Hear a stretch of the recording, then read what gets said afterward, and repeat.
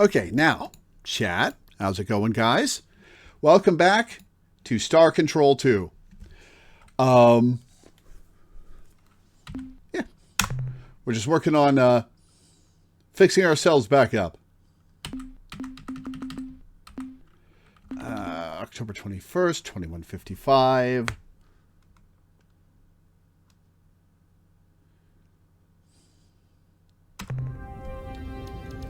Alright, where the hell am I? I'm in Alpha Tucanae.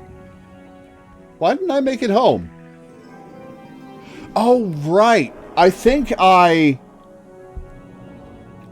what happened was I went to check out what happens if you get mind controlled by the Dinyari. And then I ended the stream. Right. Okay. Alright, where the hell am I? I'm in Zokfot Peak space.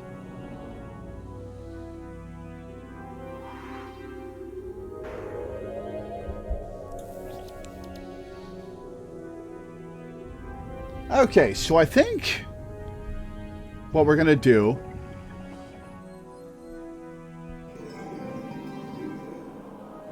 Yeah, this is the Zokfot Peak homeworld.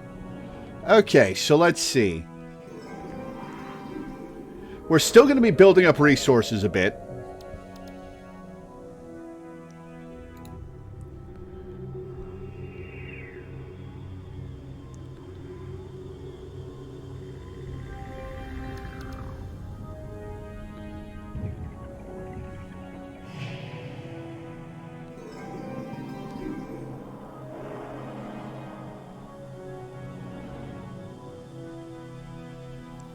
Yeah, we're gonna build some resources. Wow, I have the Korra on my star map, but not the ur-quan. That's funny. Okay. Yeah, we're gonna build some resources.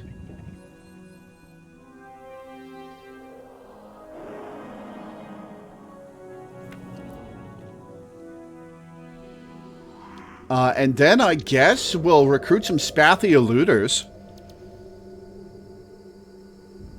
We'll ditch our ZFP ships and recruit some spathy eluders, and I guess our Earthling ship as well.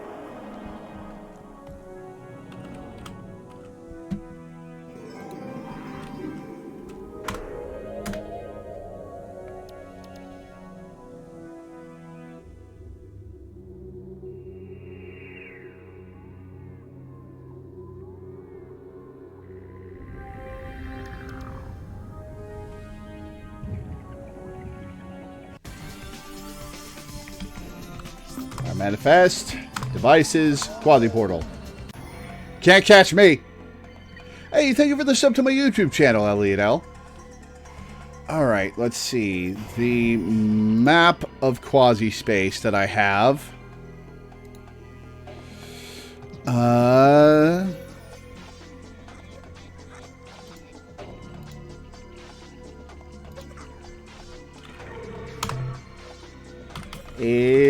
That's the way to Sol.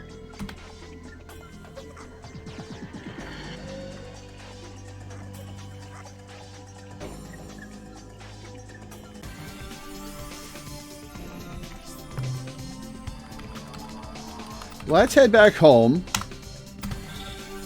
and rearrange our cargo.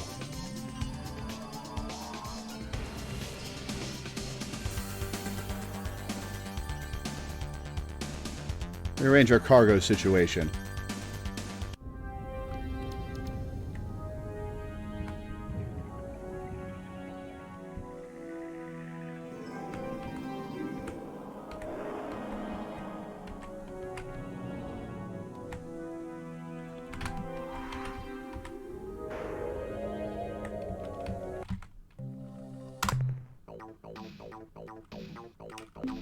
Okay. Yeah, I beelined for the portal spawner once I had the resources to get there and back. I think we'll ditch the ZFP ships right away.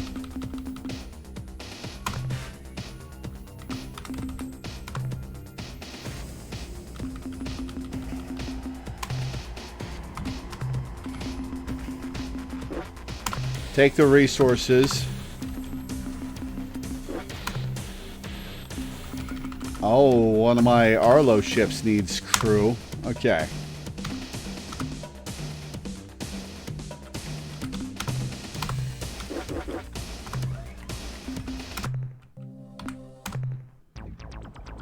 PvP are good and cute and their ships are useless. Yeah. Alright, let's see. Cargo.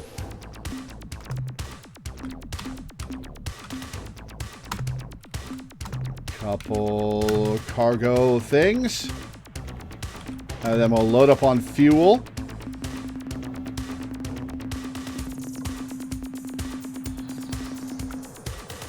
Yeah, we'll get up to 120 fuel.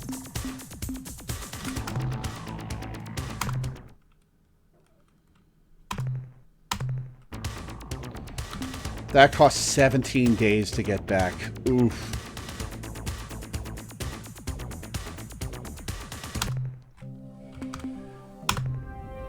Okay, let's see. I have a list of mineral and biologic resource planets. Do we go for minerals or biologics right now? I think we go for minerals first. Yeah, we'll go for minerals first. Have I done Epsilon Volantis? I have not done Epsilon Volantis. That's Ilrath space, though. Epsilon Volantis 4. 2,900 resource units, though. I don't want to encounter the Pakonk until I'm set up to save them.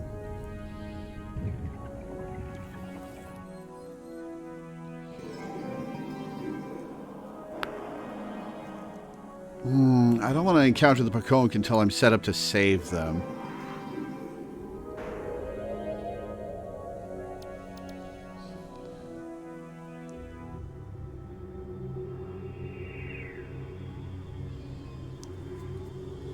Research units I'm thinking about getting so that I can recruit the Spathy, make a few eluders, and then forget about them. That's what I'm thinking about with the resource units. So that I have eluders for after they ditch us.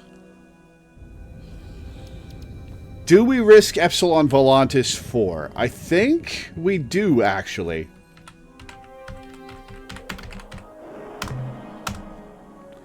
Yeah.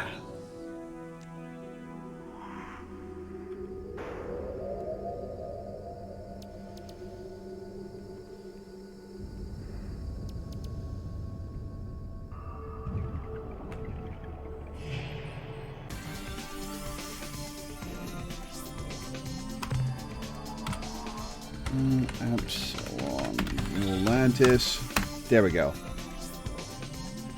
The Ilrath won't be able to catch us in this ship.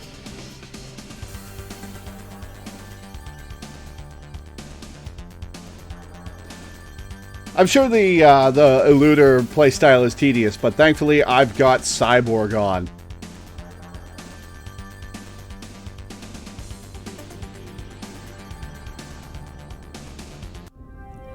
All right, number 4, 1, 2, 3, 4. Here's Epsilon Volantis 4.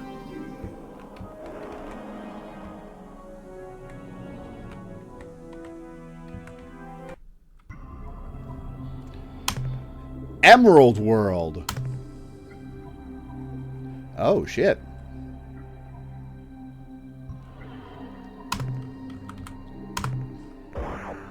Oh, how much do eluders cost? I can't remember.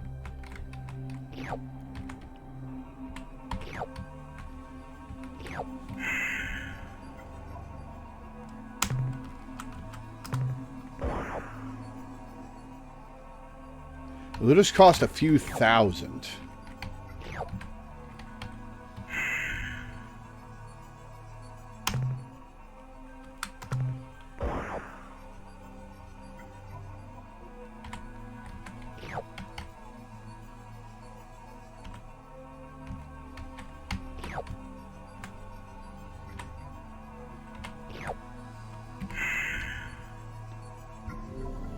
That's all of it.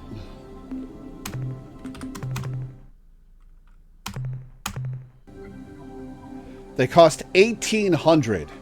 Well, this is enough to get one eluder. Okay. I guess we'll loot the rest of the system.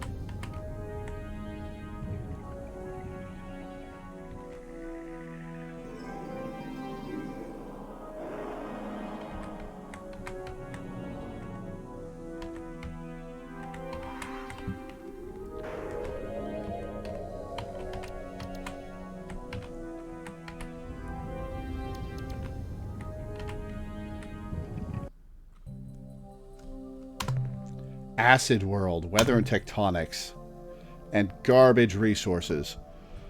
Oh, biologics, though. Hang on. I'm going to note down.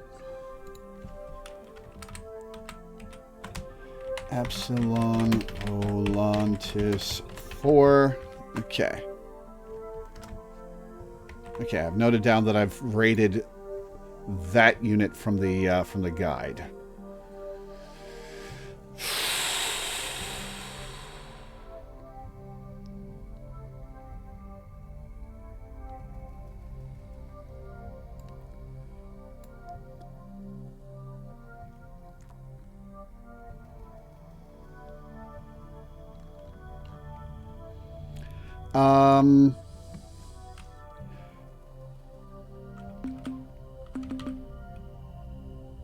We're not going to do this until we've got the defenses for our lander.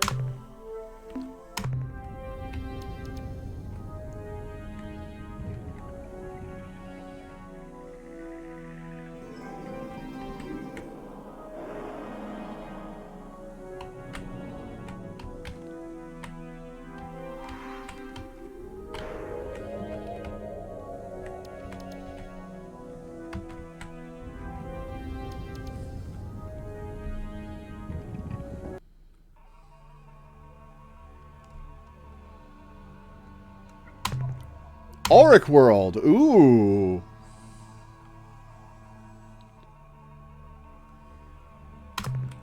Hell yeah. Okay, this is good.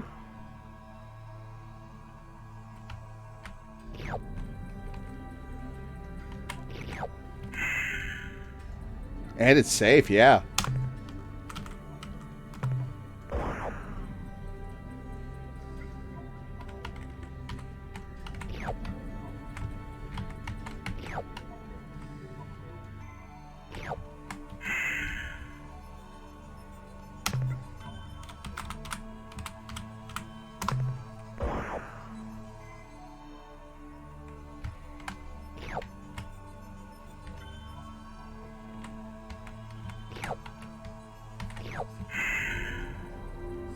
Yeah, the slurp sound effect for picking stuff up is cute.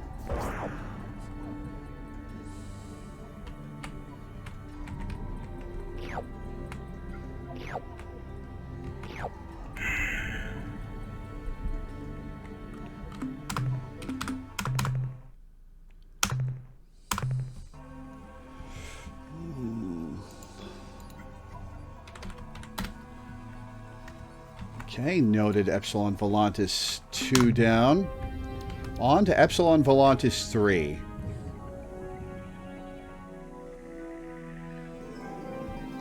Hey, I'm pointed directly at it. Cool.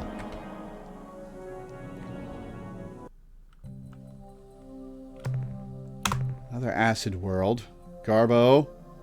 Class 4 tectonics, no biologics. Not a useful planet. Or moon, I guess.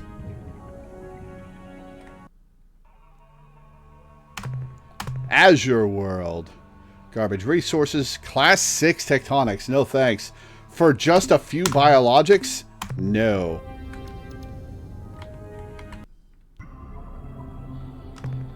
Oh, a treasure world. Oh, hell yeah. And it's safe. Look at all that gill.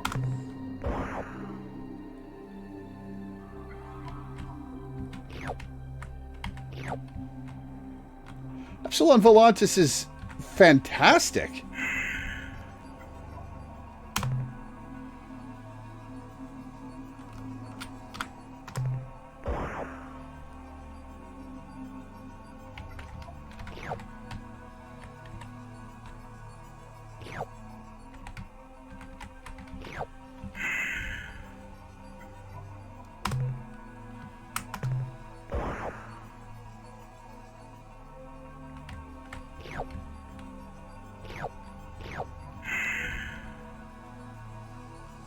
I'm using up so much fuel to get this, but it's so worth it.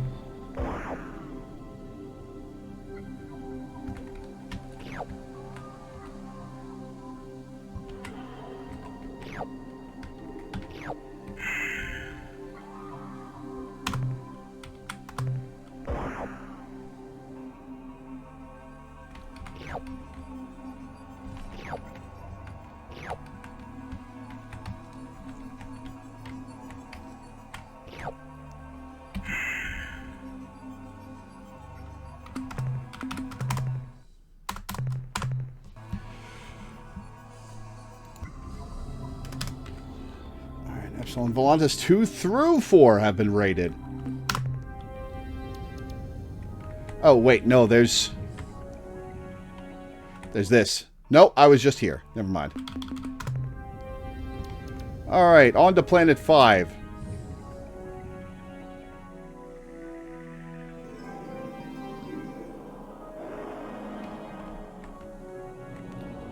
Time to see if we can figure out where Planet 5 is. Here it is.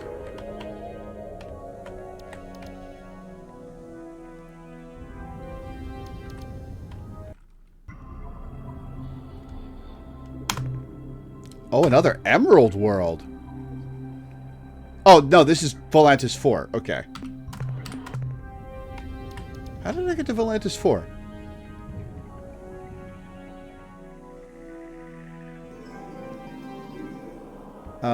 There's 5.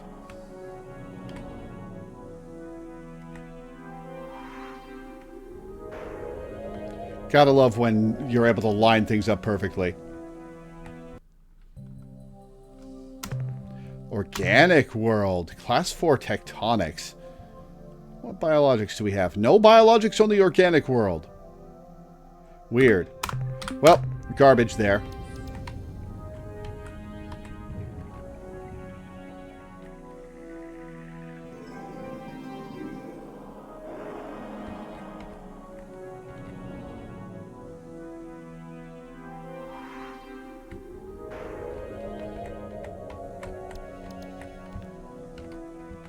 Oh, this is Planet 3. Planet...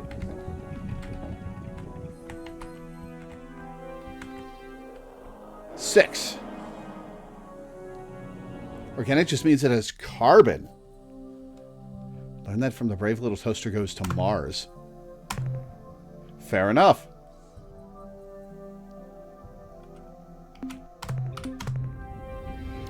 Alright, next planet.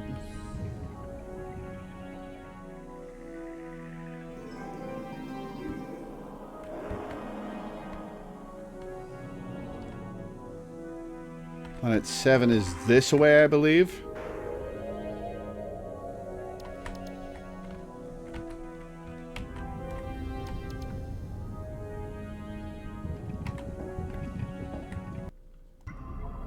Pink world. Fluorescent world. Oh, those are some radioactives.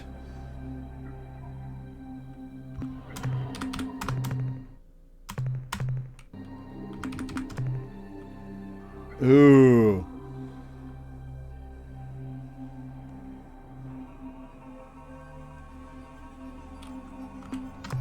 Alright, we're gonna brave the Class 4 tectonics.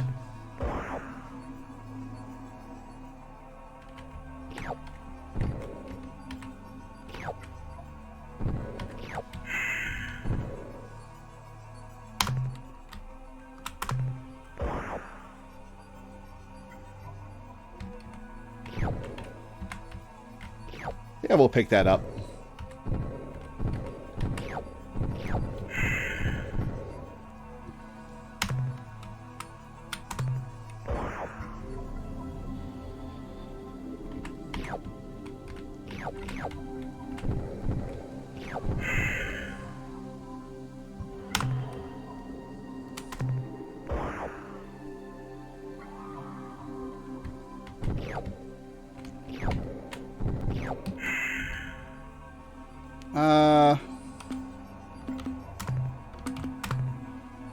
How much is blue? 4.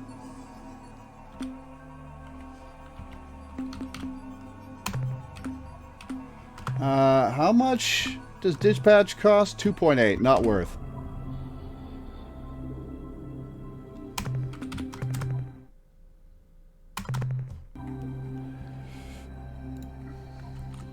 Four, 7.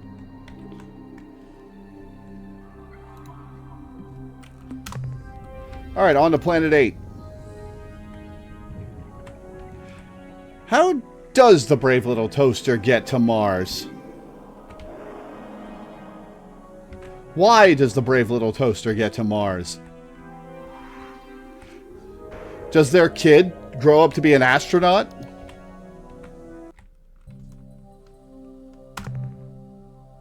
Purple world. Garbo. Energy. No biologics. Okay. Not worth.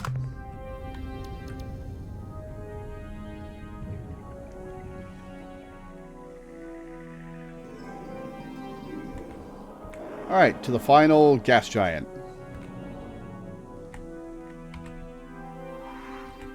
Four moons. The baby human child of the original owner gets kidnapped by aliens? What the hell?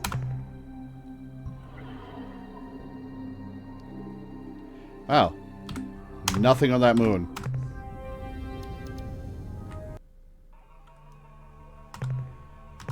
Class 6 tectonics. For those minerals, no thanks. Oh, biologics. No. Not class 6 tectonics.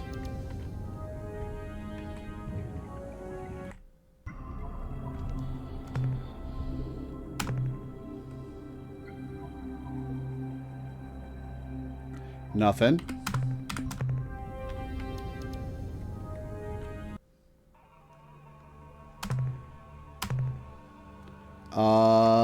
Nothing worth landing for.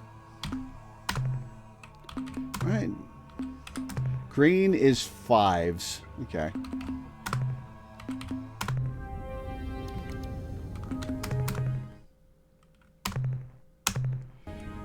Alright, let's head back home.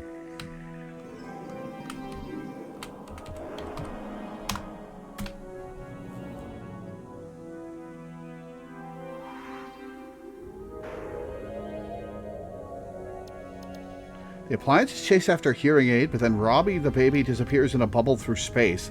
After that, they all find out that he was sent to Mars. How do they find that out? Yeah. What the hell?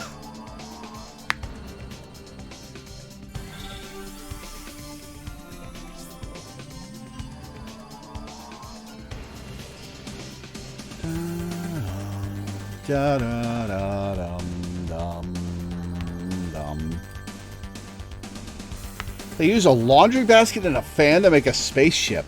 Excuse me?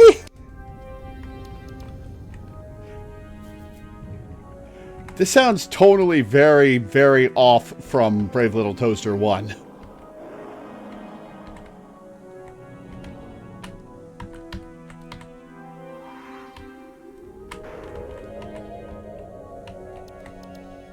No, I don't want to go to Venus.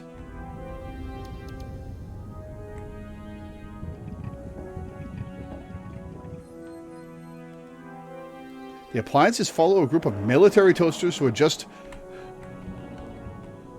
arrived to their leader, Supreme Commander, who is a huge refrigerator.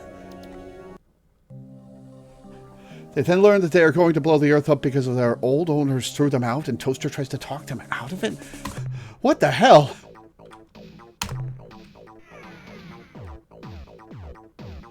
That's a lot of resource units. Hell yeah. Alright, I think it's time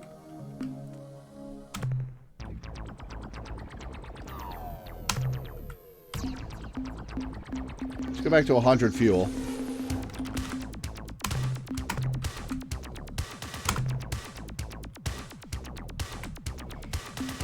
I think it is time to recruit the Spathy. And asked by Toaster why Supreme Commander changed his mind about blowing up Earth, he says the touch of the small boy's hand reminded him that not all humans are bad. Wow. You know what? We're going to max out fuel.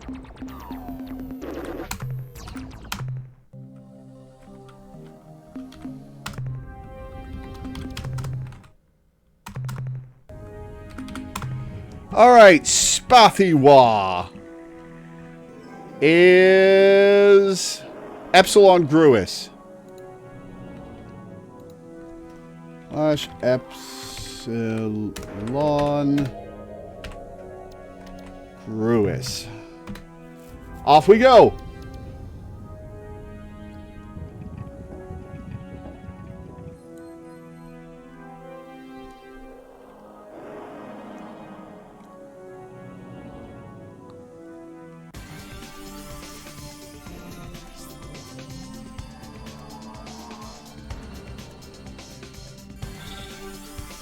After Toaster is on board, Tinselina, a Christmas angel sent with Viking 1 to Mars, gives up her clothes so they can have something organic to get back to Earth. What, do they feed the carbon to the fan?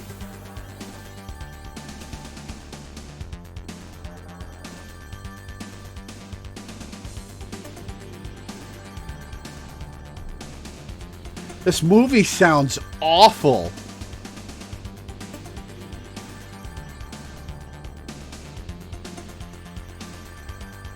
They used popcorn going the other way. Yeah, like, The Brave Little Toaster is a great movie.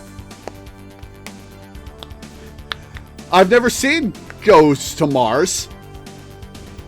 And now I don't think I want to.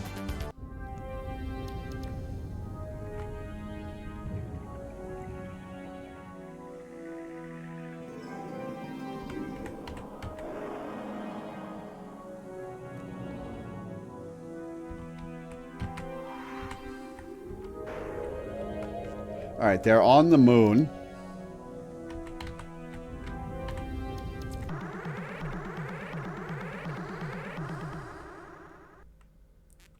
Converse! What is the secret cipher? Huffy Muffy Guffy. We are the safe ones, the Spathi High Council. You have given us the correct cipher, and so you will not be destroyed immediately. Now, if you please, tell us how you acquired our most secret Spathi cipher. Which every Spathi swears never, never to reveal, even when threatened with considerable pain. We come in peace and with goodwill, no doubt. We offer our hand in friendship. Join us and our many allies. We are too afraid of the ur-quan to consider such an alliance. They would most certainly punish us with extreme tortures.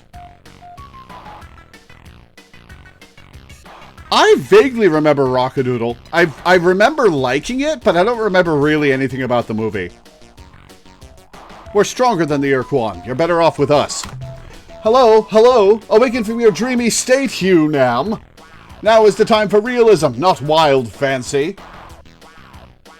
Yes, we are strong enough. Look at our precursor vessel. Is it not unique?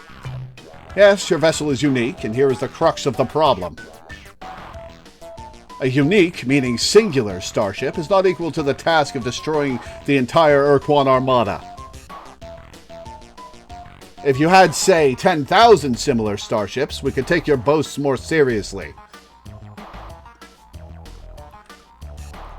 Look, what do I have to do to prove this to you? Destroy your entire Starfleet? Well, that would probably work.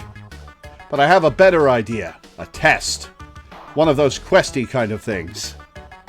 Well, what kind of test do you have in mind? You must wipe the evil ones from the face of Spathiwa. Tell me more about these evil ones. Let us explain the sad history of our species. Once upon a time, many thousands of years ago, we inhabited the warm, safe surface of our home planet, Spathiwa. We were happy and content. During those golden centuries, we evolved from a primitive nomadic culture into a complex agrarian society. We learned to write on clay tablets. And we were well on to being able to read those tablets when the darkness fell upon us. when the evil ones came. Creatures from the darkest pits of hell they were. They hunted our people, devoured them like tasty nodules. And we had no defense against them. Suddenly, our culture became once more nomadic. We fled across the oceans, from continent to continent, but the evil ones always followed. Spurred by our great need, we advanced from bronze to atomic technology in less than one of your centuries. But none of our innovations were a match for the evil one's natural cunning and ferocity. Finally, with no other option available, we fled our world and took up residence here on our own moon, where we have resided, most uncomfortably, for the last 300 years. Rockadoodle is an isekai? The main characters are Chanticleer the Rooster, who becomes Elvis and dooms the farm to never having the sun rise again without him to crow it up, and a live-action human boy who gets transformed into a little kitten. There's evil owls. I kind of want to watch Rockadoodle again. Okay, I accept. Start packing your bags, eyeball dudes. You'll be home in no time. We will await your return with great anticipation. Simultaneously, we will prepare a short, poignant eulogy to mourn your demise. So it's implied that one of the other races put these things on Spathiwa, right?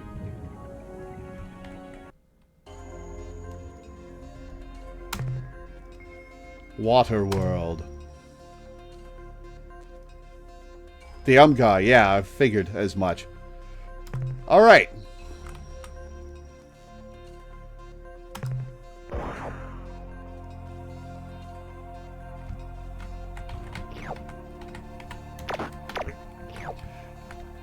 I'll take all these delectable data fragments. Oh, they don't give much data at all, do they?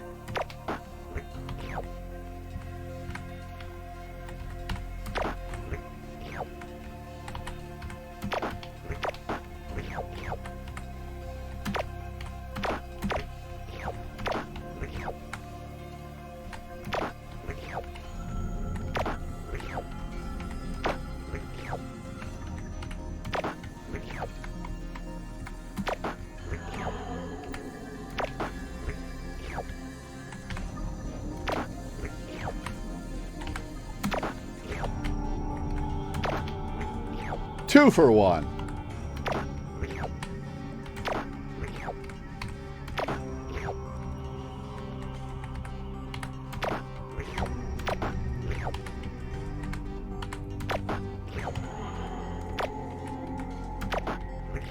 And the Umga are assholes.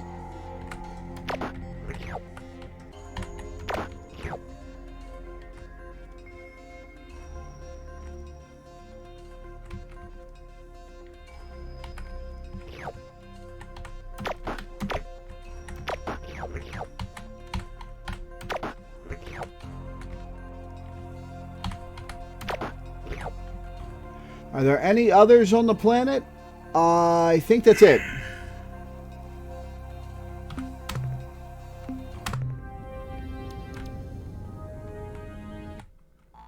Oh, go your foolishly courageous and noble efforts to rid the evil ones from our beloved Spathiwa. Pretty well. Although we lost many crew, we have eliminated the Scourge. This is wonderful! Too good to be true! We will immediately begin transporting Spathi from this unpleasant moon down to the safe surface. We shall send in crustlings and the infirm elderly first as a special honor. Please come back later to receive your accolades.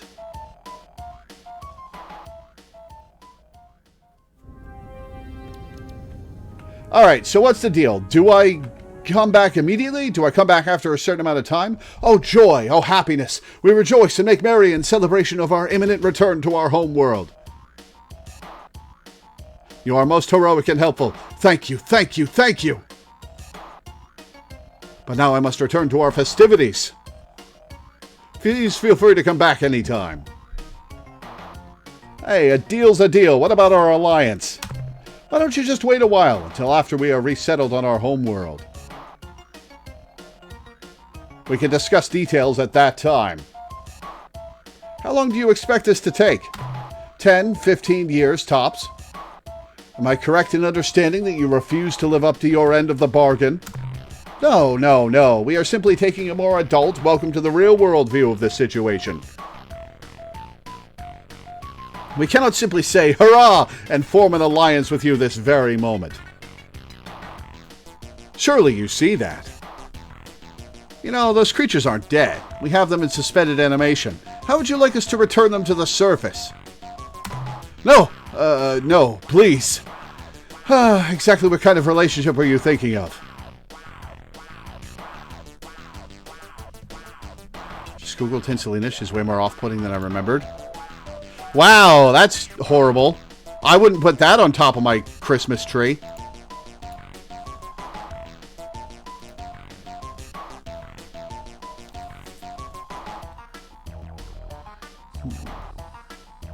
A mutually beneficial alliance of minds and might.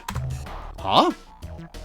An egalitarian fellowship of sentient life forms. What? The kind where you do everything exactly as we say. Oh, okay. We're quite familiar with that arrangement. Very well. I bet we will regret this decision later on, but you leave me with no choice. We will comply with your needs. A Spathy delegation will depart immediately for the planet Earth. Sweet! Now I can make eluders.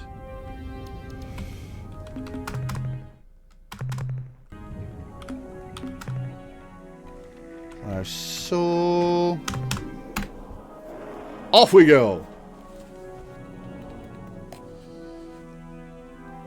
I think I will make 3 eluders, so that I have 4.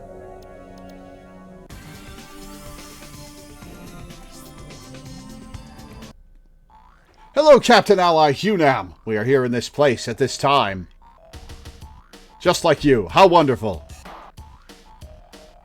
Allies, grant us the boon of your wisdom. Stuck as we are here out in deep space, we learn little of interest. I suggest you consult the more interesting folk at Spathiwa. Fair enough. Hi, folks. What's new? Very little, I'm afraid. We've just been watching the stars. You know, actually, there was something that happened. Last month on the 17th, we saw a new star appear between the Circini and Chandrasekhar star clusters. That's the Arlo, right? We watched it and watched it for 3 days. We just watched it. Yep, that's the Arlo. Then it went away, vanished, just like that. I hope it comes back. What do you guys do for fun out here in deep space? We used to be bored, but then we bought this cool entertainment product. It simulated a grand adventure through 1,000 parsecs of hostile space, where we met interesting aliens, uncovered the secrets of a long-lost superior race. And eventually, to save our world from destruction, we had to face the dread. Never mind. I can tell you aren't really interested. No, I am! Goodbye, friend Spathy. I hope your journey is a safe one. Same to you. Da-da-da.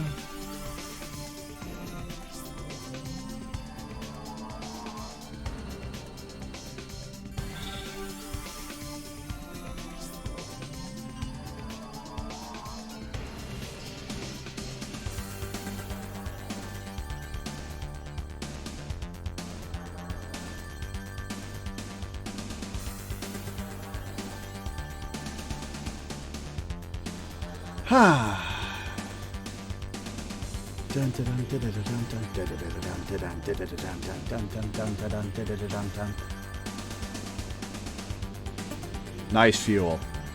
No longer nice fuel.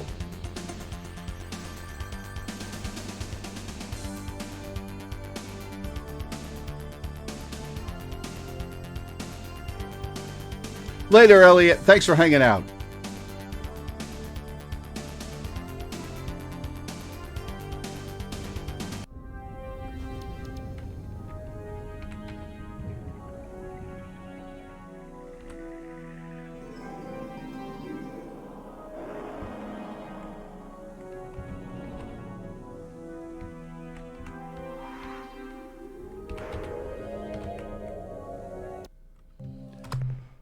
Captain Lore, I'm glad you made it back in one piece. There's something I think you should know.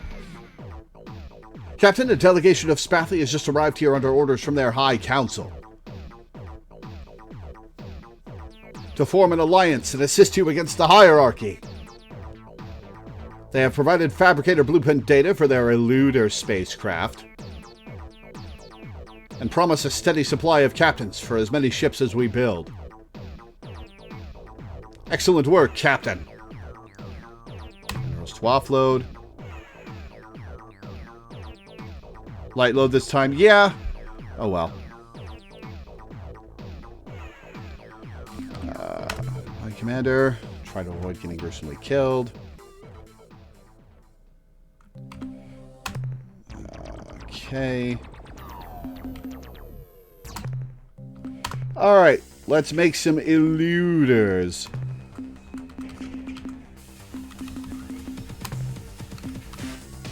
Spathly eluder. Need to show Fixity to get cheaper crew. Let's make 3, which is actually all we can afford.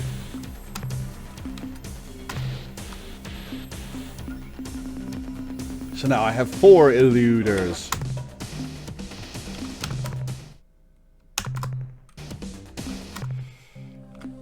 Alright, let's refuel.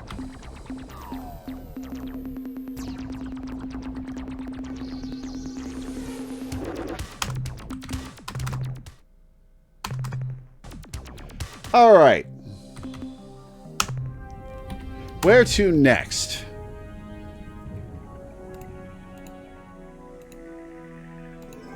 Okay.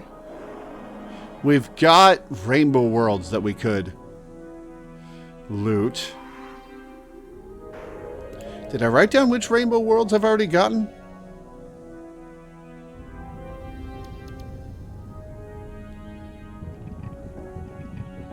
I did not. Okay. Wait.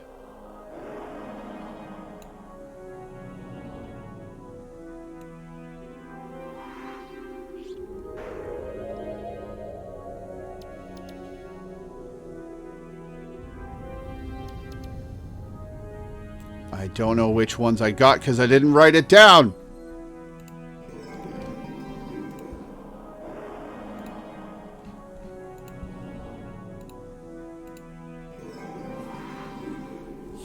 I did get some of them, I believe.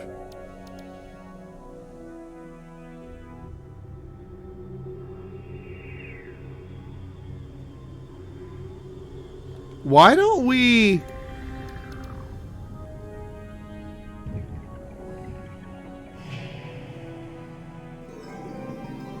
Why don't we go meet the Supocs and their buddies? The one that Slylandro pointed me to? They pointed me to 2. Okay, let's see. Beta Pegasi is right there. I think I got that.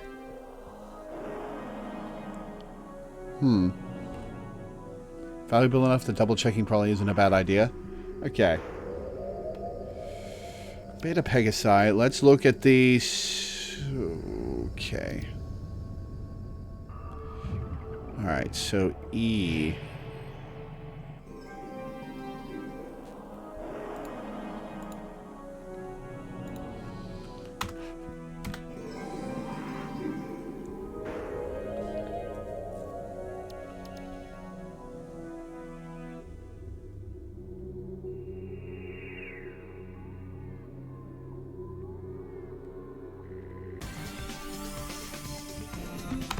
Fast, devices, quasi-portal. Okay, so E is this one.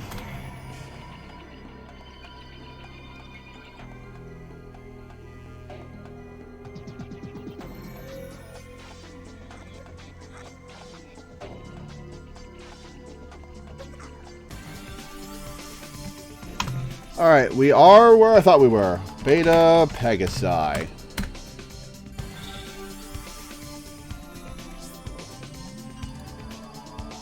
They're all the closest ones to the star.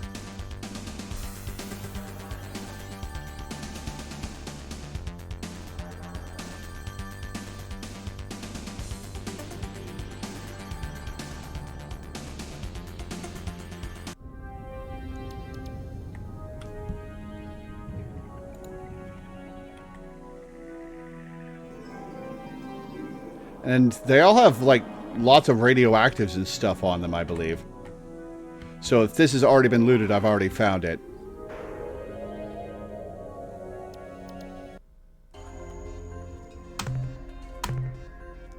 Aha! I have not found this one yet. Class 4 weather.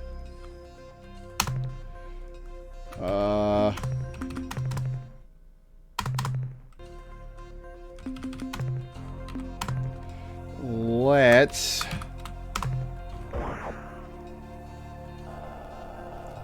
Nope, too hot. All right. Right down. Found Rainbow Worlds. Beta Pegasi 1. Okay.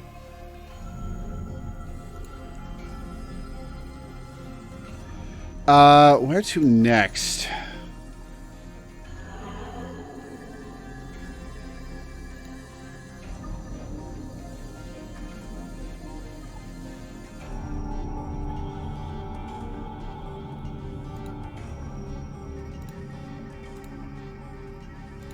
We'll grab a few of these. Alright, let's see. Where is Zeta Sextantis? Is right there.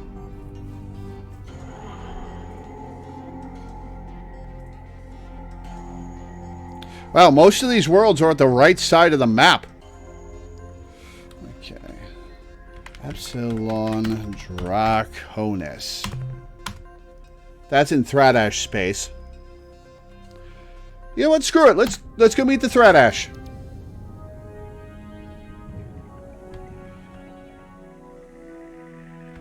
No, let's loot this SAR system.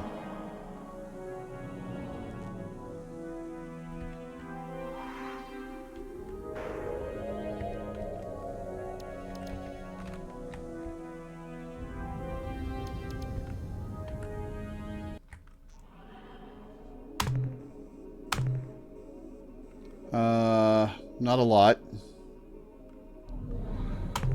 Dispatch will cost 0.8 fuel. We'll make that back.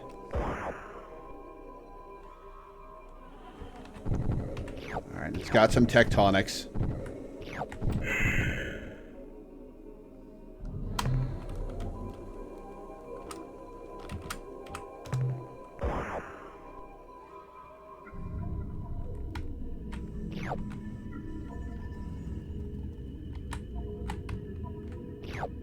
Where'd the tectonics go? There they are.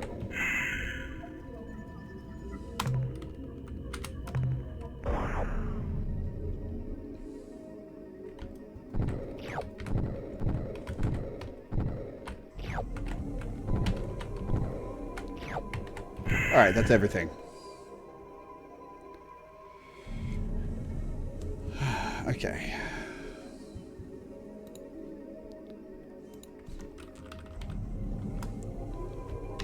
Unclear systems. Planets. Beta Pegasi 1. Note that down. Alright, on to Beta Pegasi 3.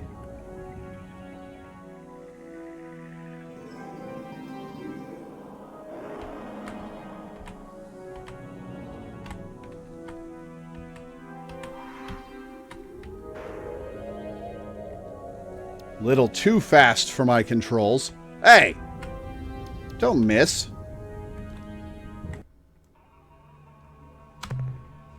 Auric World! Oh, that's a lot of gil. Hell yes. I'm glad I started searching this system.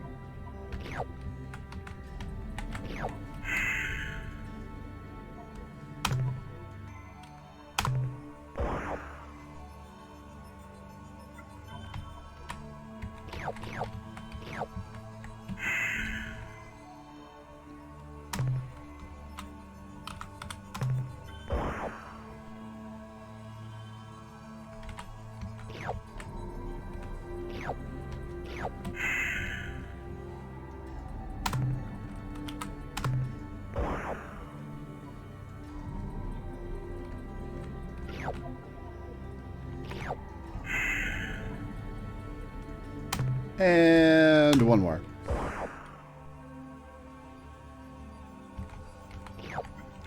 Cool.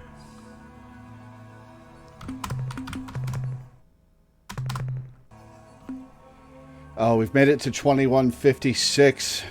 Okay. Well, that's... Time is marching on.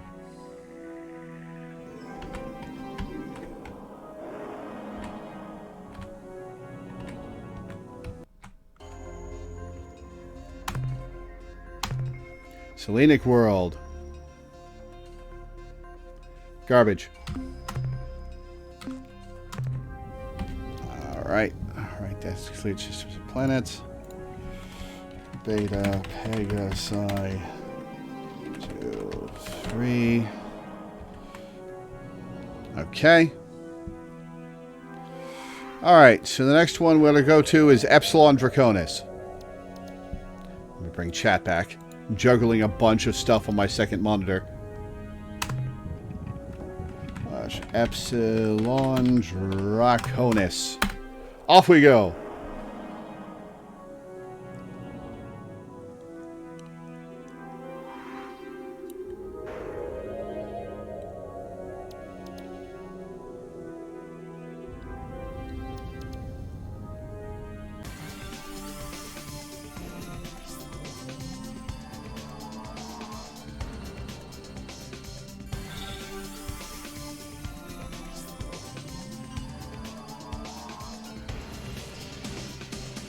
Oh wow, we have been going for an hour already.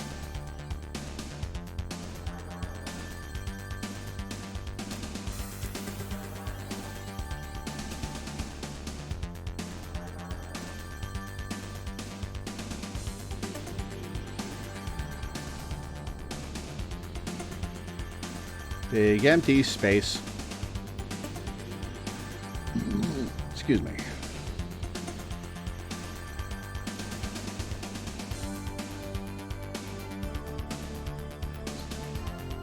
So we're the Thradash in Star Control 1.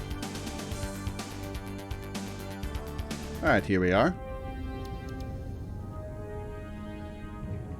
It's going to be a super hot planet. Yep, that's going to be super hot. Super hot. Super hot. Okay. What am I missing out on? Bunch of radioactives. No biologics.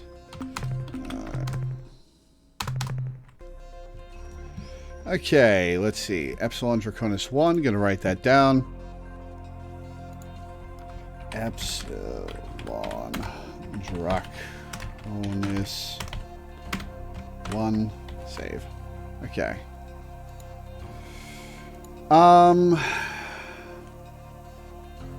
I'm not going to browse this star system. I'm just going to move on to the next target.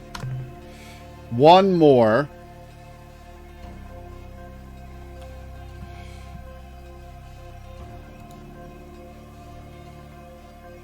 We are running low on fuel. Now, let's go home.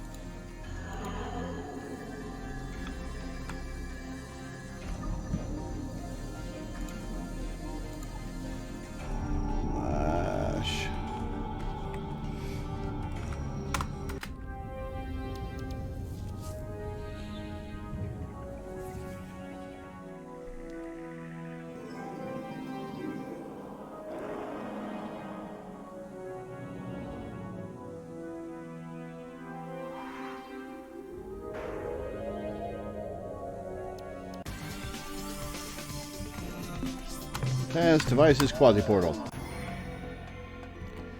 Start map. That one, right? Yes. And then instead of Sol, we'll go to Alpha Centauri. Whoops.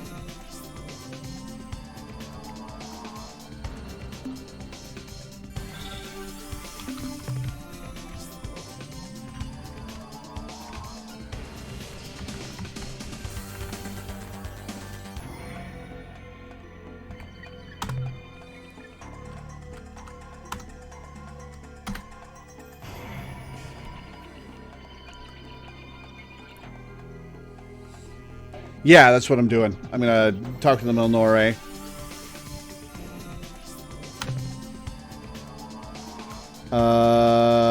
Who I guess we're gonna... Yeah, Alpha Centauri.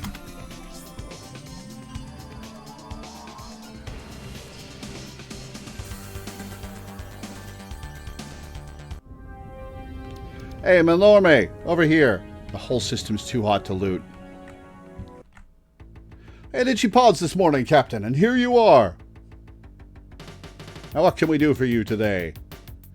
Alright, I have some items I would like to sell. Data on alien life forms, 32 units of biological data.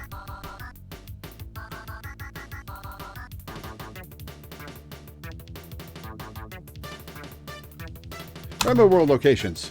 Discovered the whereabouts of one of the Rainbow Worlds which so fascinated us. So one of those I'd already done. In exchange, we'll give you 500 credits. And purchases. New technology. Plans for building. Improvements to your planet landers which will make them resistant to hostile alien life forms. Yes. Reinforcement procedures on your landers are complete. Provided your crew will stop putting their hands out the windows. They will be much better protected against hostile life forms. Hell yeah. The technology we are now offering includes blueprints, which show how to increase your lander's cargo space. Hell yeah. To double its present volume. Okay, can make two more purchases. Show how to add double capacity fuel tanks.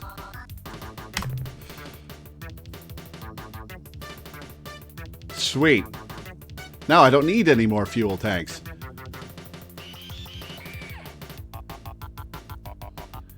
The rate of fire of your lander's stun ray bolt beamer gun. Sweet. Just some wild game. What's the next one we can buy?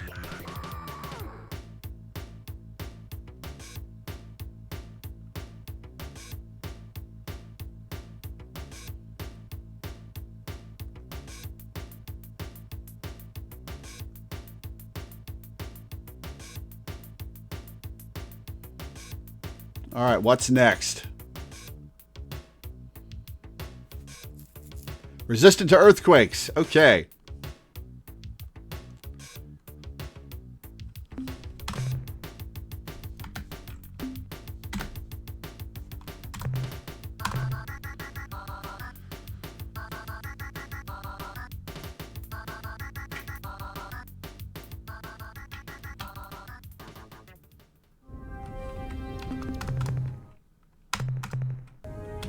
All right, back to Seoul.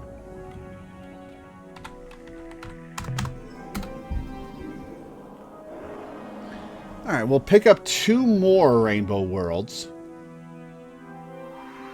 and buy 6 more pieces of technology.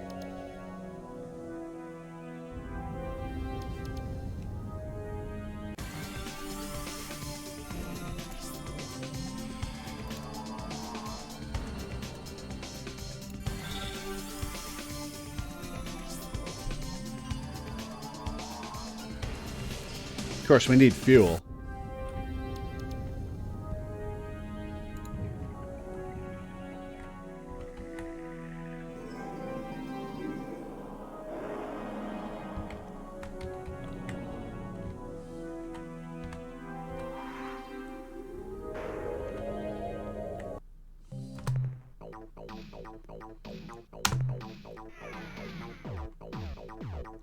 Nice.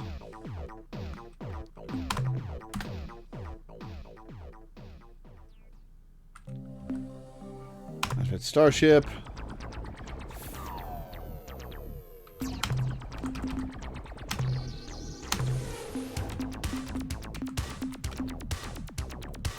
High efficiency fuel system. Oh, is that a module that buffs the other fuel tanks I've got? Or is that an extra fuel tank? I can't remember. And that's an actual question.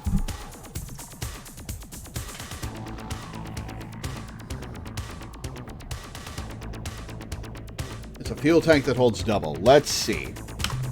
Yep, fuel tank that holds double.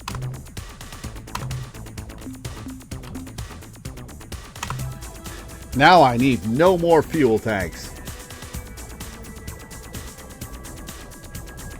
Alright, let's fuel up.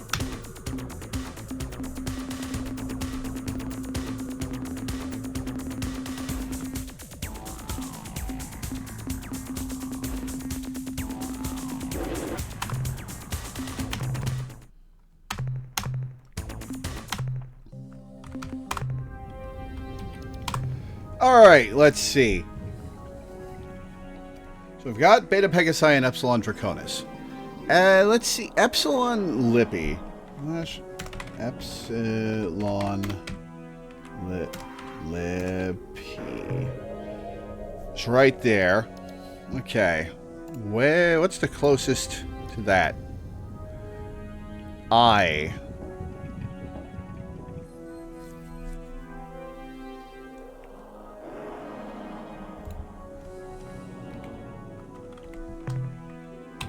Alright, let's get out of the system.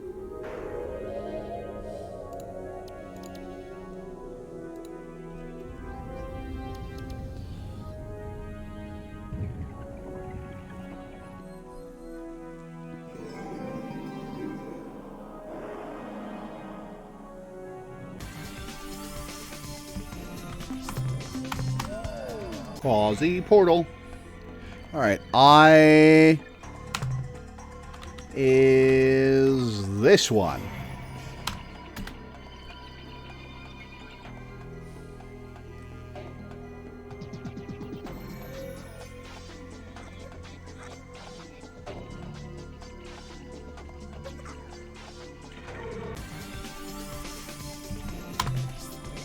Gosh, Epsilon Lippy.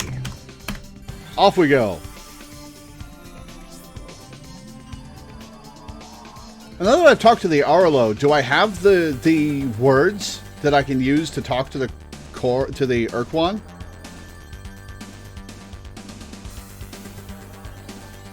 I can't remember. Or do I have to talk to them again after a certain amount of time?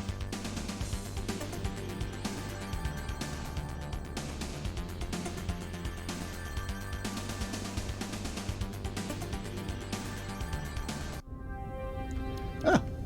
Only 2 worlds. Okay.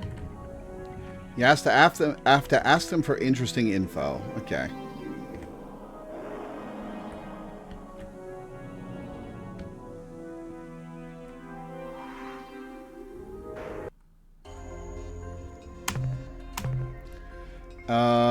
Low temperature. It's a safe world.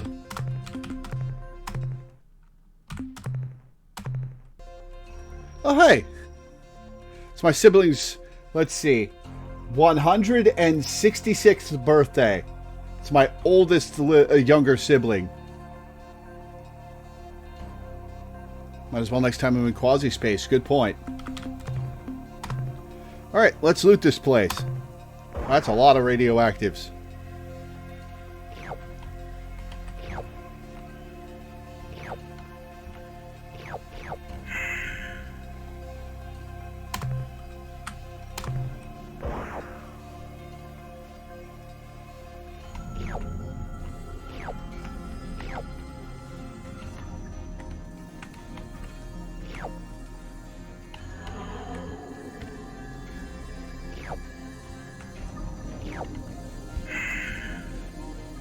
I can't believe I pick up ozone on purpose.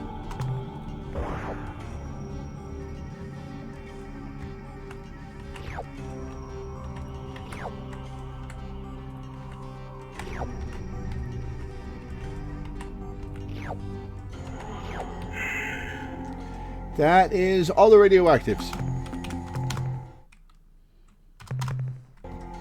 Alright, let's write this down.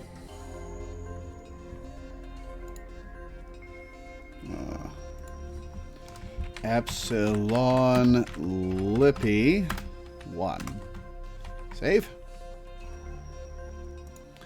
And let's see the other planet in the star system.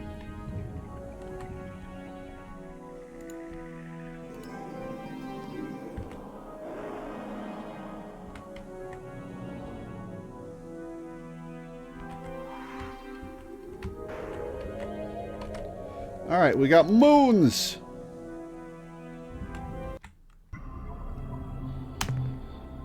Weather class 3. Shit, minerals. No biologics.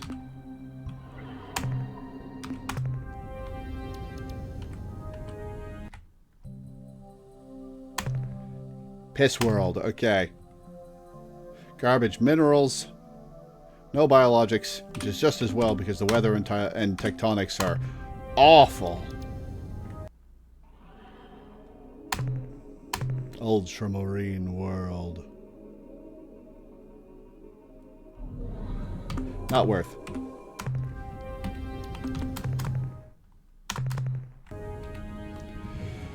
Alright. Cleared system.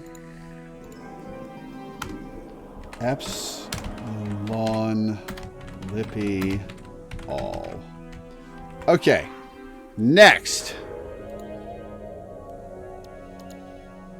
Beta Leporis is in Supox space.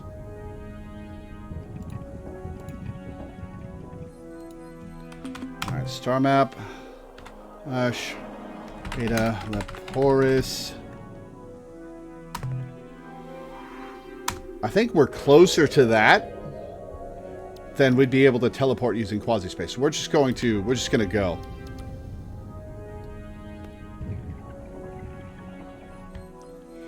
Oh, we're going to go.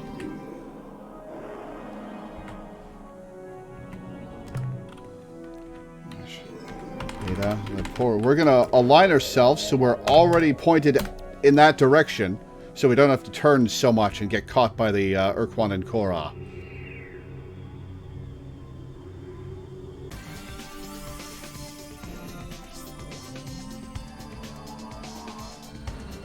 Ha! Can't catch me.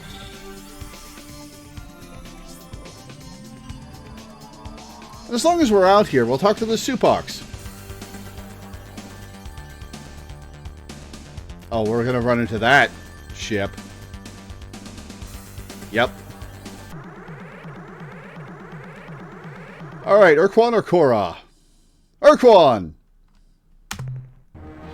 What? A human in a precursor service vehicle? How did you escape the slave shield, human? Or are you a rogue? Why do you wish to enslave us? Although you consider us the enemy, these conclusions are flawed. We are your salvation. Well, you're gonna lose. We bring you peace. You're gonna lose to the Korra. A peace built upon our social framework, imposed upon your planet. A new world order in which your prosperity and security are assured by the ur-quan. We will protect you from the hazards of this hostile universe, from dangers so hideous. Your simple minds cannot imagine their dark scope. Today, we are the enemy. In time, this will change. Soon you will come to understand the boon of slavery we force upon you. And then you will revere and even love us for this gift. Not likely. Let's just skedaddle. Launch, fighters.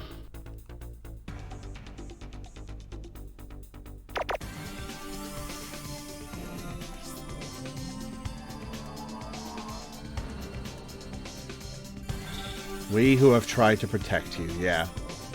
Notice any pattern in the layout of the rainbow worlds?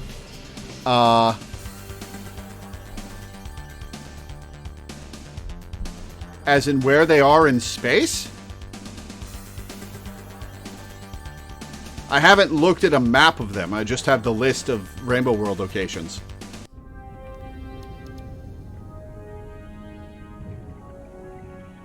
Alright, we only have so much fuel, so we're just gonna tag this rainbow world and leave.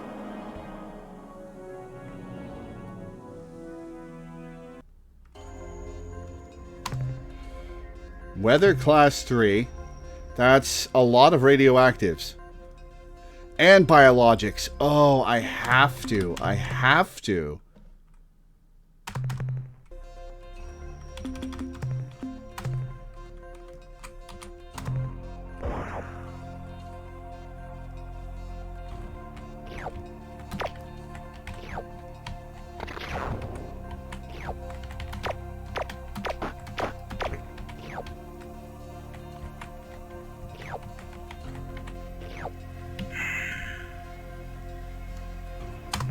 At least the fuel use is less than 1. So, what... I don't have a map of their locations. What is the pattern?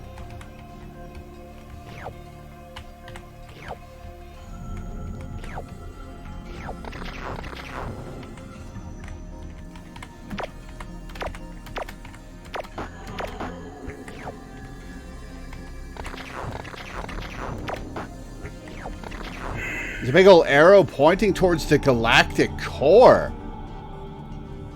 Oh, interesting.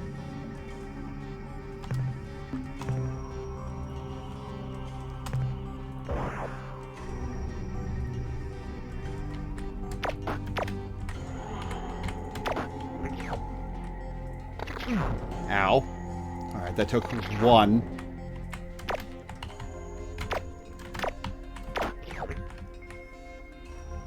Let's grab the radioactives.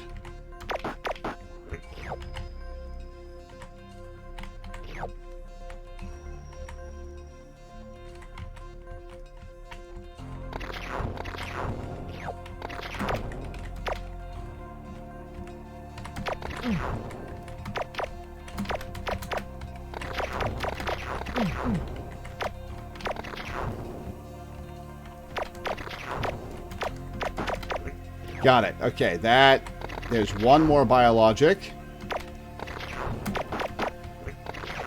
And some radioactives to pick up. And time to leave.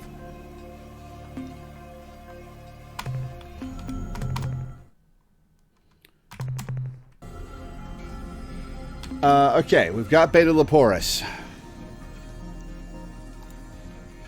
Systems... Beta Leporis 1. Beta Leporis 1. Okay. Save that. And now, we're low on fuel, so it's time to go home. Well, how close are we to the Supox? Hang on. Supox homeworld is Beta Libre. Let's see how close we are to the Supox. That's Beta Libre. We're right on top of them. Let's go there.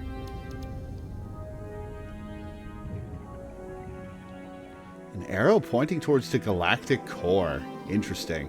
Sequel hook, maybe? For Star Control 3? That turned out to be really bad? You could just tell me if it was a sequel hook for Star Control 3.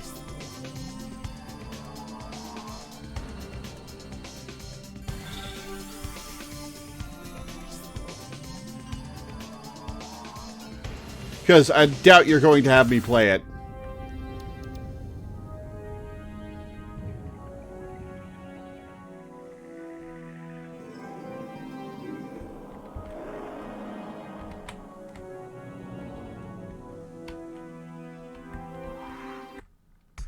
Greetings, fellow carbon creature. May your roots always be well watered.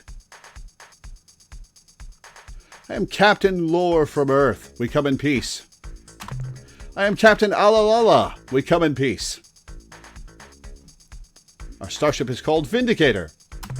Our starship is called the Tender Shoot. We are the United Federation of Worlds from Earth.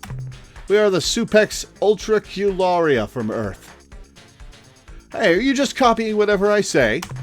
Oh yes, we apologize for the confusion. Our homeworld is also called Earth. Or more properly, Vlick, which means perfectly good and nutritious dirt. Earth is pretty close, is it not? Yep, another species that named their planet Dirt. Why do you copy our speech and mannerisms? We learn and we adapt. We are symbionts. Our first step in making friends is always to copy them. This is our idiom. Symbionts, how interesting. Please tell us more. Our kind evolved on a beautiful planet orbiting the wonderfully green-hued star Root. From the canopy of the great jungles to the shores of the azure seas, our species has flowered and grown well.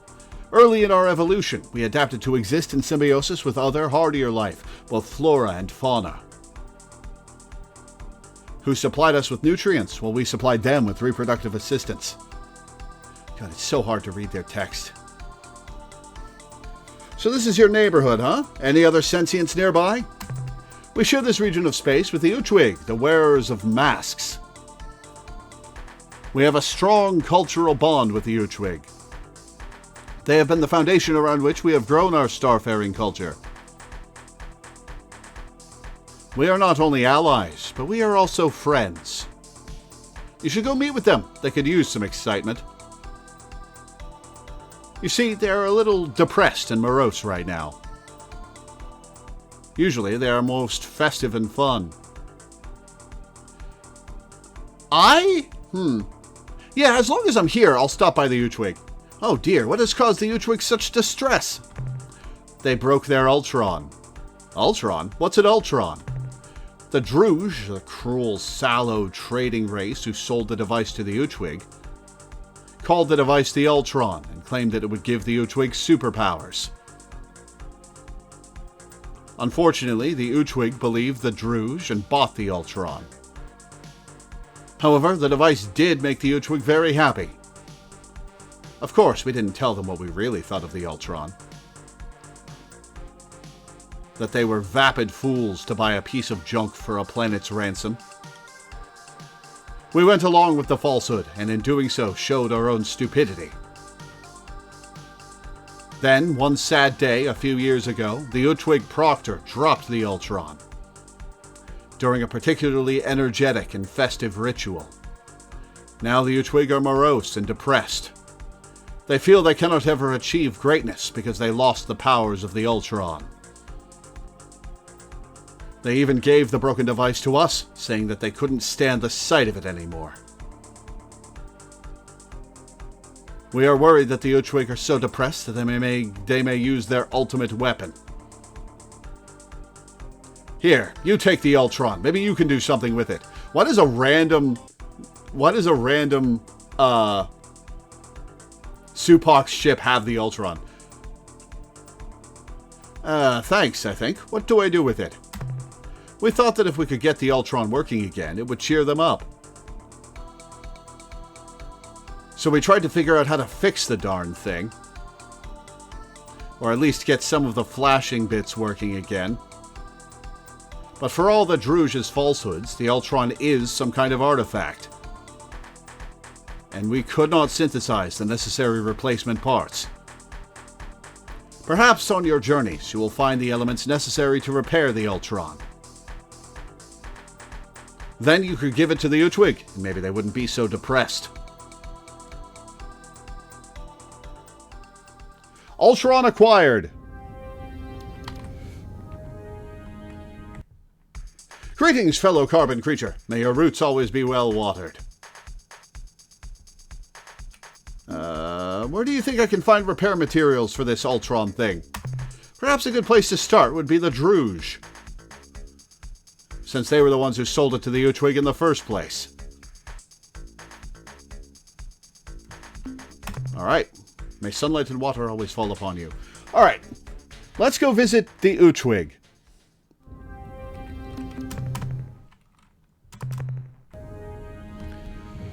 Alright, ur-quan homeworld is Beta Aquari.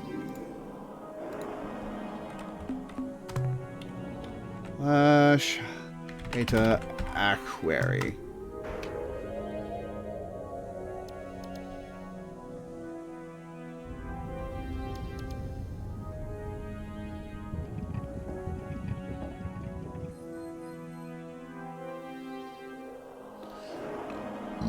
Excuse me.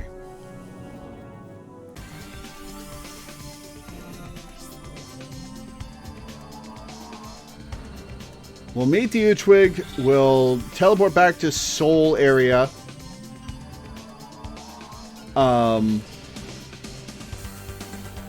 We'll check in with the Melnorme, buy some more tech, which we may be able to afford the rest of it.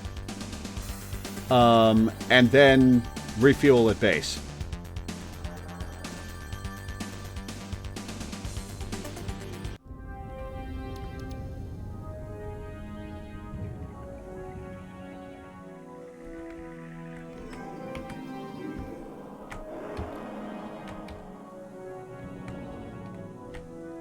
That is not their homeworld.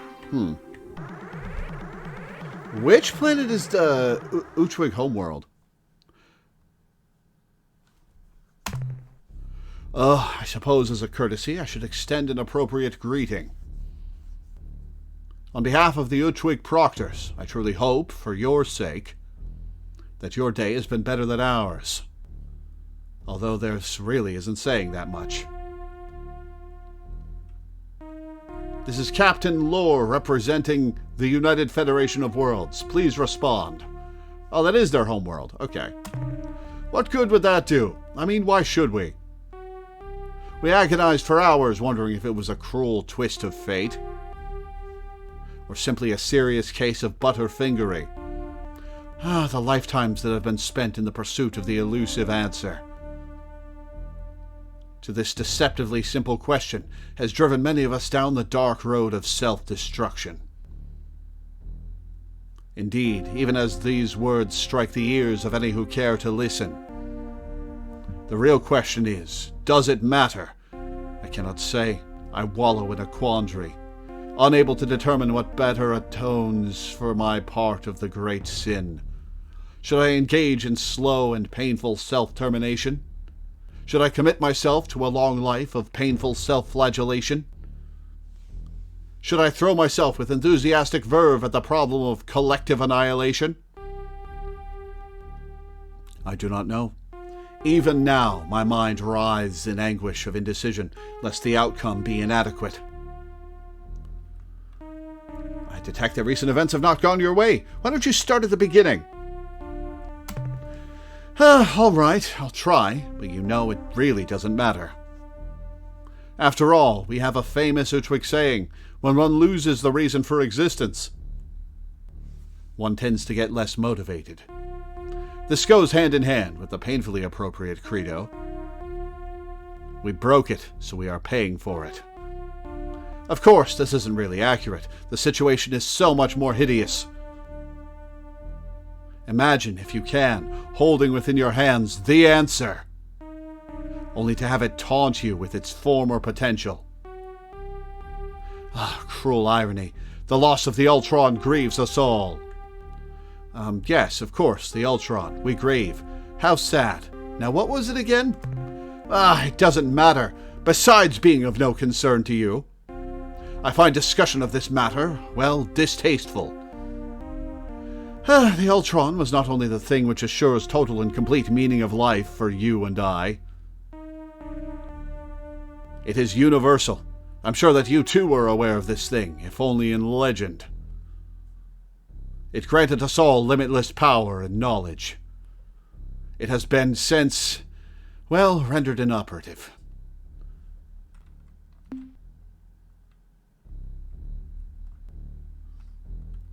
Reminds me when my pet dog Splib ran in front of a rock chipper. You are kind. If we could wield the ur-quan to resurrect your Splib, we would. But I suddenly am overcome with waves of depression. I must retire now to perform rituals of anguish. Waves of trauma wash across my being even now. I must go.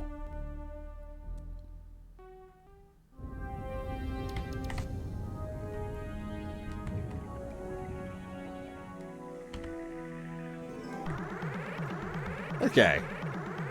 Uchwig homeworld. Converse. Normally, we would not bother to acknowledge your presence. But you find us in a state of moderate depression, instead of our normal cycle of self-destructive tendencies. Do you know anything about the enslaving ur-quan? We know nothing of this species that you mention. However, while we are on the subject of evil and powerful species, we have encountered a particularly gruesome race that seems to come from the direction of Arcturus. When we hailed them, they responded with mighty weapons that sent our delegation to their deaths. Lucky fools. The aliens' dark, crusty battleships are capable of guiding spinning mines into almost any location. And should an enemy get too close, a fiery corona emerges to inflict fearsome damage. In our skirmishes with the race, who called themselves the Korra, we found that by using our own shielding capability, we could sweep through the mines, absorb the corona, and then get close enough to the dark ships to give a lick of our own. The Ur-Quan are anti-Korra ships. In truth, however, they are very powerful and ruthless. When the Korra started to press toward our homeworld, we thought that our deserved punishment was being administered. But then, a mystery, they suddenly became disinterested and veered away. Confounding frustration. With the ur-quan, I could speak knowledgeably on this subject. To have this quality torn from our grasp emphasizes how meaningless our existence really is. This lack of meaning is what drives my species to the serious contemplation of a quick end. Yes, that is really a pity. So what more do you know about the Korra? Your query once again painfully reminds me of the ur-quan and what it was for the universe. I could tell you all and correct all that is wrong in the universe. All I can tell you is that the Korra live to kill. Their stated purpose is to seek out new life and new civilizations, and then annihilate them. We seemed to qualify as such, and that is why it is puzzling that after pursuing us with some tenacity, they suddenly turned away and headed toward Craterus. All their speculation would be unnecessary if only we had saved the ur-quan. It would not have taken much. A diving catch, a thrown pillow. Even a fuzzy wampus would have broken the fall satisfactorily. Indeed, a panel convened to analyze the possibilities. It concluded that there were at least 623 ways that the ur-quan could have been saved. If we had been prepared! Let us cease our discussion concerning these matters. A truly unique set of events put you in your current state, am I right? To say the least. Our past is one of a glorious and proud people, coupled with a cataclysm that rocks the universe. To its very core, it all began when the chimp rose from the murky bog and the ur-quan emerged as well. In these primitive times, we cavorted about our world, oblivious to any sort of higher purpose. We took everything at face value. Meanwhile, the tendrils of the chimp infiltrated the vast sky canopies of Faz, and then the veils fell. Suddenly, the ur-quan were stunned by a collective realization. All immediately and urgently donned veils of every description. Hides, leaves, shells, rocks. Even living drells were donned in the early days. You see, the face is the mechanism that expresses many of the primitive qualities that hinder sentience. Now rid of constant reminders of greed, rage, hatred, and lust. Did I say greed? The wisdom of the ur-quan was no longer hampered by constant reminders of the primitive urge. Over many generations, mask etiquette was refined to a rock-solid foundation of our society.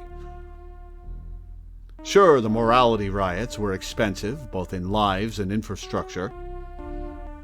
But the result was better mask regulation, specification from your basic mask of grueling but necessary activity, to the most highly decorated countenance of stellar representation. These were clearly defined. Recognizing the importance of flexibility, clear-cut and efficient procedures for revision and redesign. Dealt with the few anomalies. From that moment when we covered the source of our intellectual oppression. We knew that it was a grand purpose that defined our destiny. Are you still listening?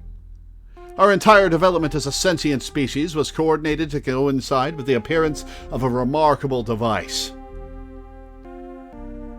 The ur-quan. We were oblivious to its tragic implication. Yeah, absolutely fascinating. But what exactly do you mean by tragic? In order for you to truly understand the situation, you need to know more about the ur-quan. God, these dialogues are so long with these guys, and its unique capabilities. You see, when the Druj discovered the ur-quan, they knew that it was ours. The Druj were compelled by intrinsic universal direction to take it to where it has always belonged. They brought it to us. Oh, the ur-quan. It assured total and complete meaning of life for all, the universal. With the ur-quan in hand, I could sense not only your motivations and desires, but your purpose. I could act upon these things in ways that would most likely seem mysterious, if not, daft. Years later, you would herald our participation in your development as the turning point for your species. The Druj were only one of the few to benefit in this way. Even now, they are puzzled by the way we rewarded them for the delivery of the ur-quan to its correct place. In 24 years, 2 months, and 3 days, they will all dance the dance of jubilation. Indeed, the ur-quan has allowed us to fundamentally change the Druj forever. The Supocs too received many benefits from our use of the ur-quan. They can testify to its power.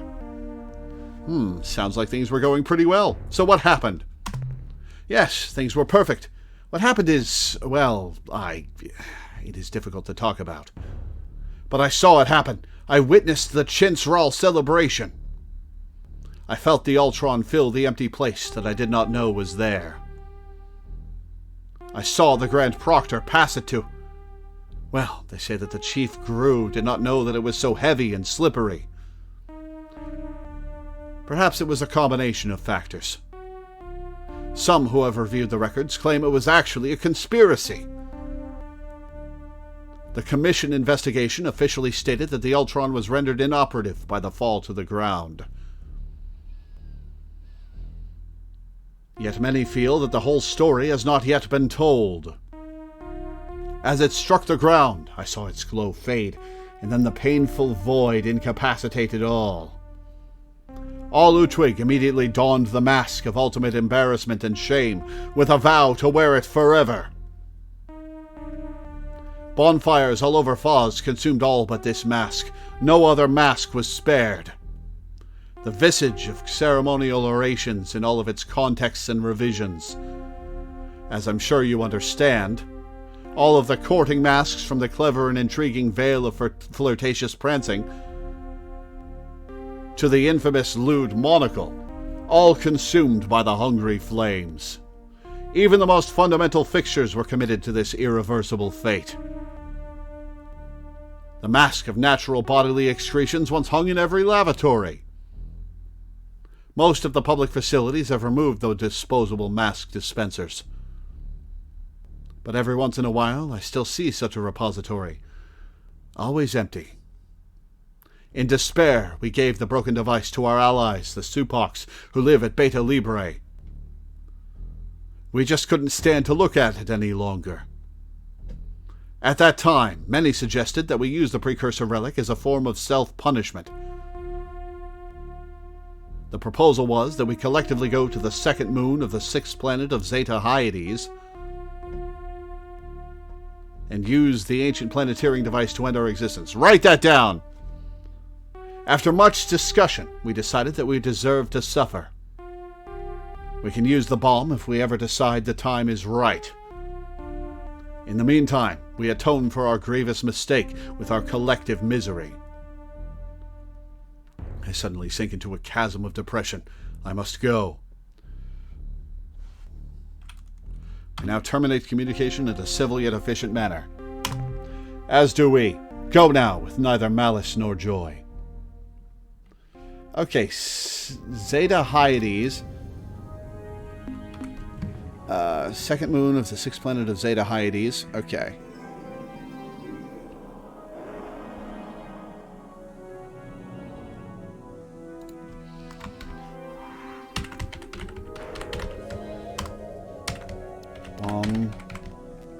Zeta Hyades 6B. Okay. Written down. Alright. Let's get out of here.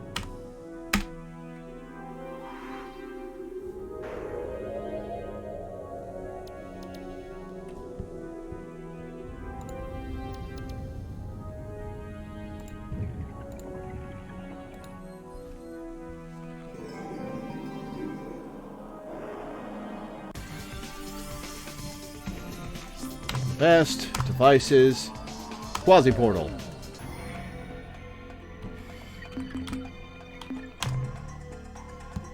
Alright, I always forget. It is that one. Okay.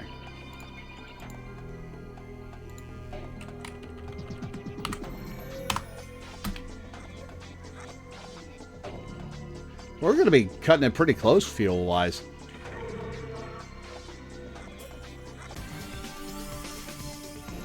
Oh, shit. Right, the Arlo.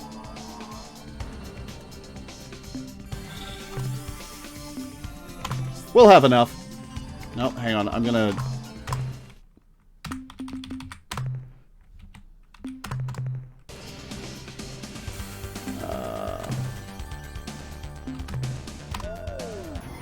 I will have enough.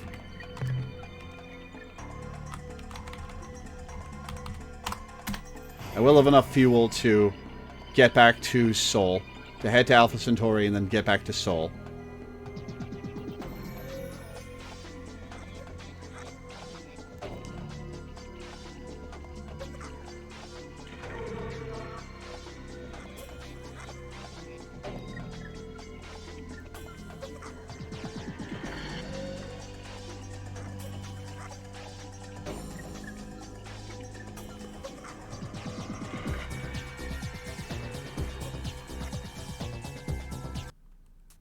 Welcome back to that word, Captain. Perhaps in the fullness of time, we will let you visit the surface of our world. There are many beauties here unmatched anywhere. The mountain clouds of thought. The tangible wish. The dark. Unfortunately, you are not yet acclimated. Premature exposure to these would render you numb. Oh, nothing. Okay.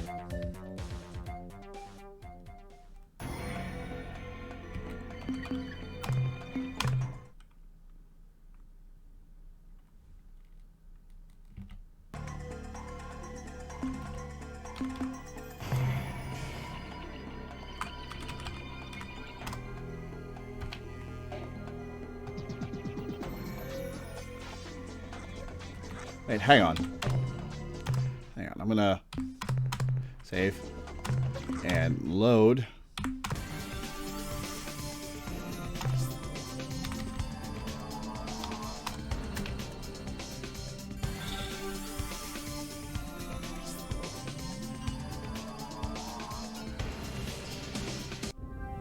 Melnorme, come here.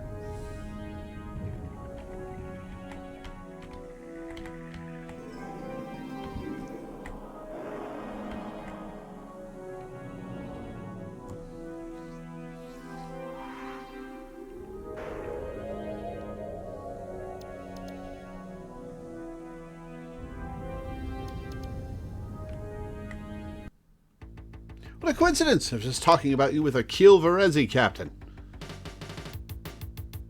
They expressed great interest in your explorations and struggles against the ur-quan. But like all Varezi, I'm afraid they were hesitant to introduce themselves for fear of, well, frightening you. In any event, it is our pleasure to meet you once again. What can we do for you today? I'd like some to sell. Data on alien life forms, 8 units of biological data. Rainbow World locations, 2 of the Rainbow Worlds.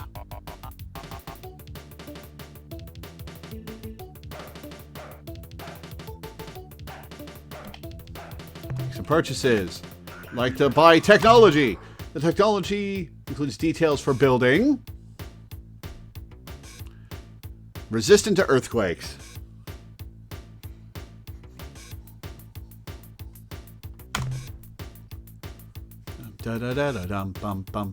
Wait, safety belts? Did my landers not have safety belts?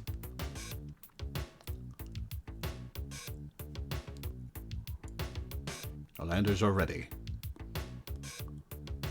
Okay, plans for adding. Auto-tracking modules which improve the aim of all your weapons. Might as well buy it. Preparing for a mighty battle, eh? Let me give you some advice. Consider using multiple tracking modules since this will greatly improve your aim. So, do these things make your weapons home?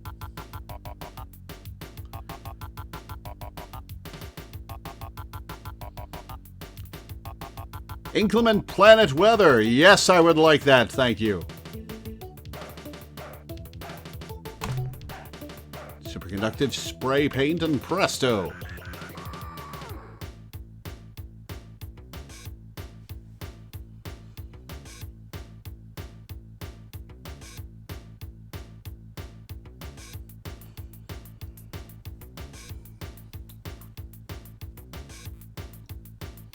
All right, need to know to assemble. Resistant to planetary hotspots. Excellent.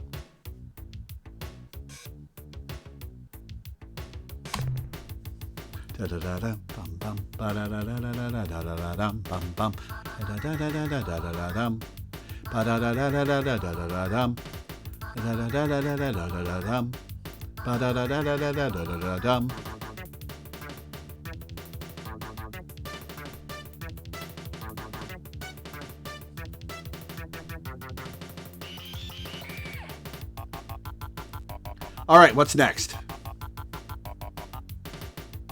Hellbore cannons.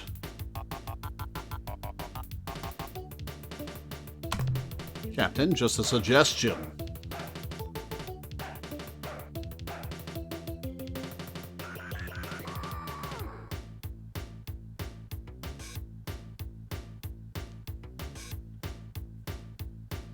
All right, what's next? Last purchase of the day. Ah, the Shiva furnace.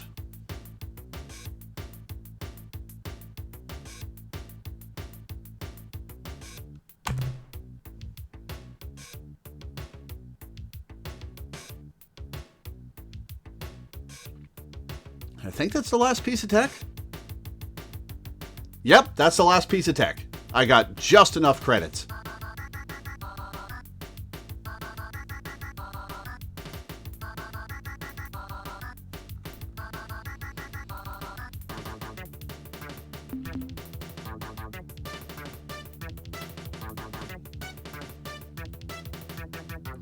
I guess I'll get 2 more planets and buy some info.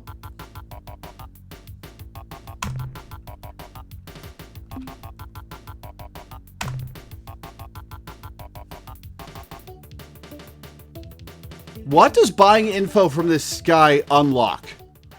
Like, is it required to unlock certain things?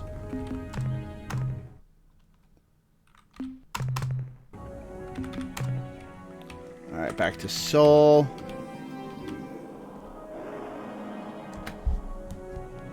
Let me refresh chat.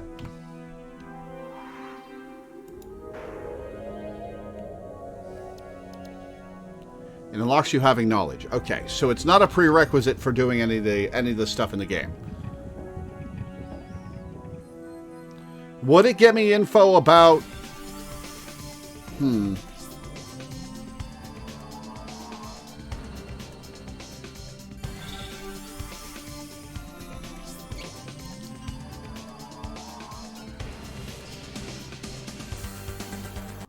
Might be a way to have the words, but I don't remember clearly enough to have confidence. Fair enough.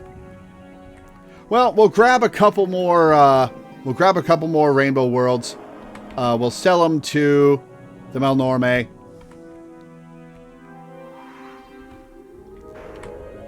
Sell them to the Melnorme.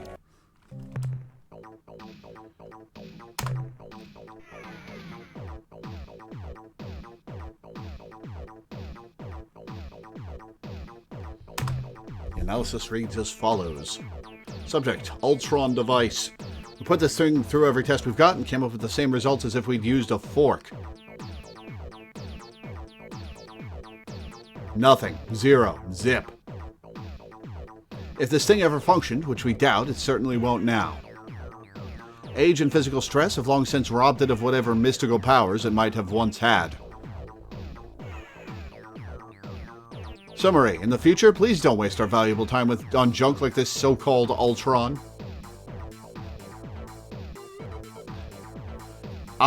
This is my second run through the game, so I've got some guide info up, including the locations of the Rainbow Worlds. Because the goal of this playthrough is not to do a blind playthrough, it's to get to the end of the story and succeed at winning the game.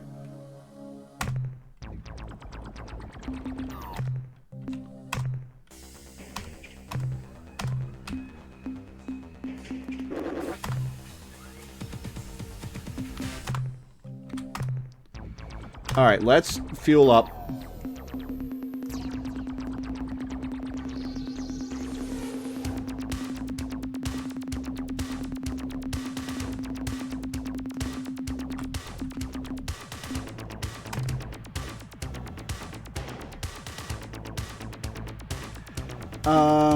Do I have enough for another crew module? I don't. Those cost 2,000. Okay.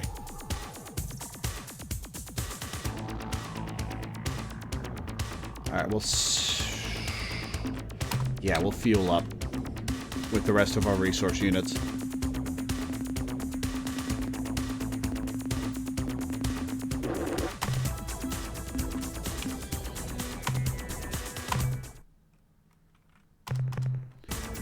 Okay. We've been going for 2 hours, so I'm going to take a quick break. I'll have a snack. I'll go to the bathroom. I will see you guys in a few minutes.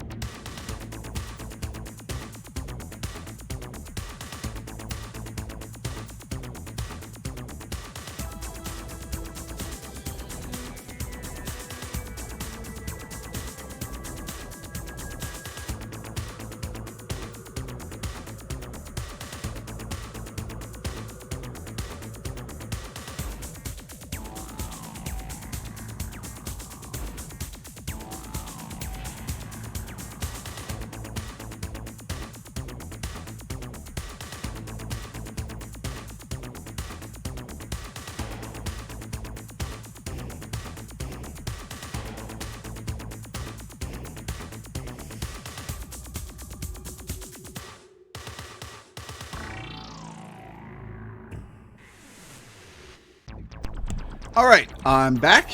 Let me bring back chat. Back the game. Okay, so we have a few options. We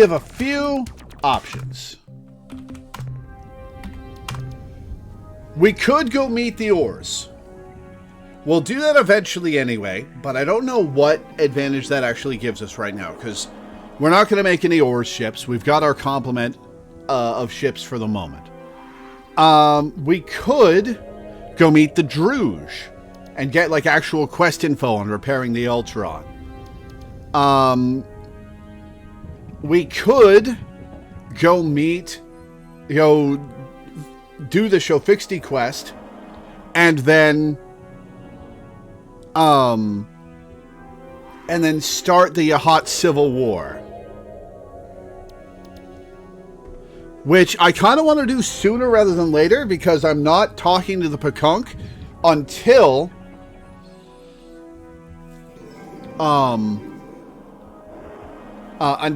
I've started the Yahat Civil War. Do the rebels have to win the Yahat Civil War to save the Pakunk, or do you just have to start the Yahat Civil War? Can the rebels... is there going to be a victor in the Yahat Civil War? The Druge would be new content, but I think what we're going to do is do the Shofixti.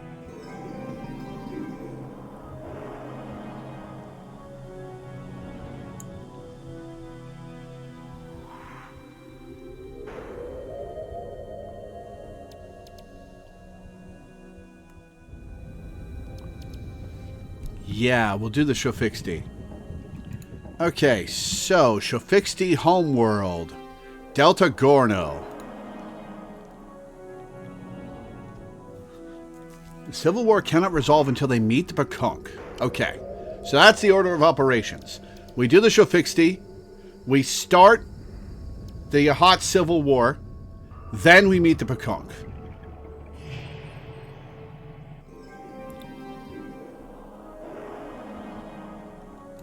Okay. Yeah, okay, so, to Delta Gorno. Delta Gorno.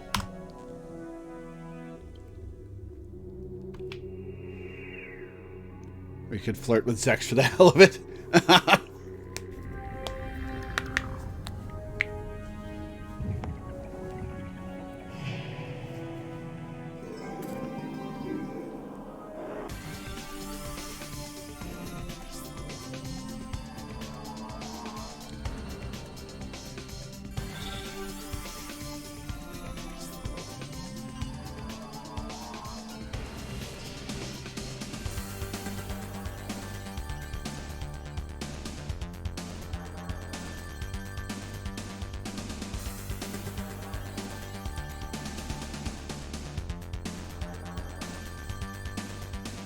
So was Star Control 3 made by the same people who made 1 and 2, or was it a different dev team?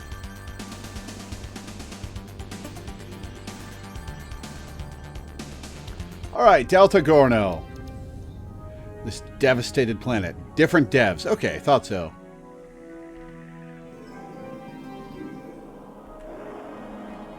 Wait, I don't have to get info about this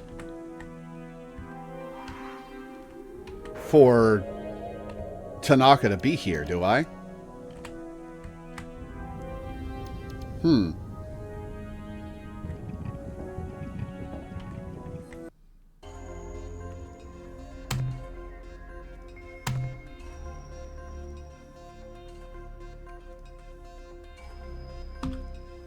Wait, Tanaka should always be here.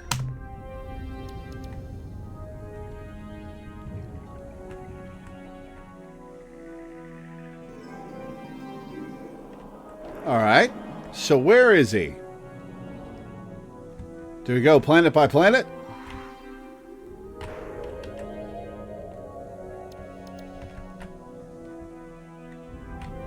Alright, that's Delta Gorno 2.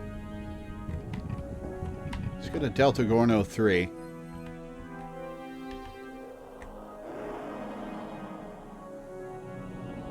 Nope. Delta Gorno 4.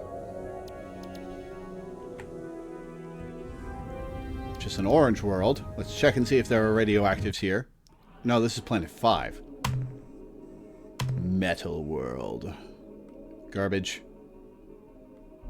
Nothing. Oh, there are biologics here. And not that I need them.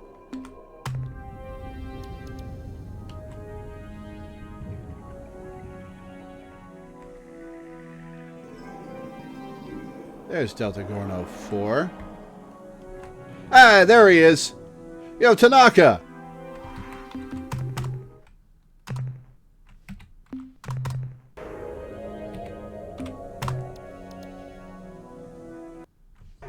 Attention, huge alien vessel. Though most of my sensory instruments are malfunctioning. My mass indicator shows the huge size of your vessel, revealing you are none other than a disgusting ur-quan slime wad. I am the glorious Shofixti warrior Tanaka. You killed my father, my mother, my many brothers. All 6 of my sisters. In fact, my entire species. Prepare to die.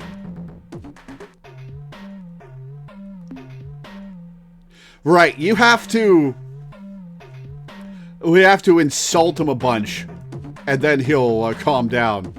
No one insults us like that, you toothless, piebald, impotent roof rabbit. You limp, bloodless sack of decaying flesh, ur-quan, you die! Okay. Oh, nope, never mind.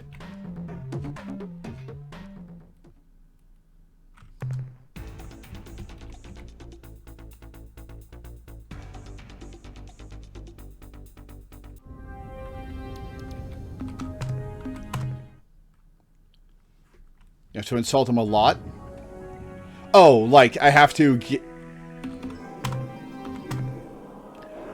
repeatedly re-enter. Ah, so the cowardly slug spawn has returned. You were most fortunate last time, you hideous pouchless freak. But this time I will surely destroy your vessel. You slithering eater of putrid hairballs. Those are mighty words from a dripping, snout-rotted little furball. I will hang your withered reproductive organs from my posterior monitor.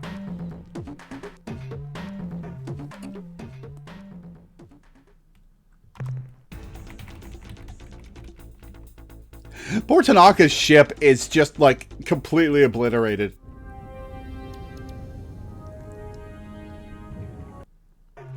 I see you're back for even more humiliation, you flatulent ur-quan pus cup. Look, donkey breath, one more insult and it's Vapor City for you. Why, you wallowing, phlegm-filled, degrunty belly licker, you. Hey, ur-quan's never insulted me before. Who did you say you were? I am Captain Lore. I am the nice, friendly ally who've been trying to kill you, idiot moron rat.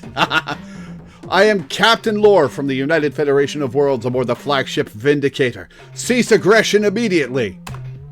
Oh, I am sorriest. I must be reprimanded. When we report back to Star Control. Suddenly your words ring in my ears.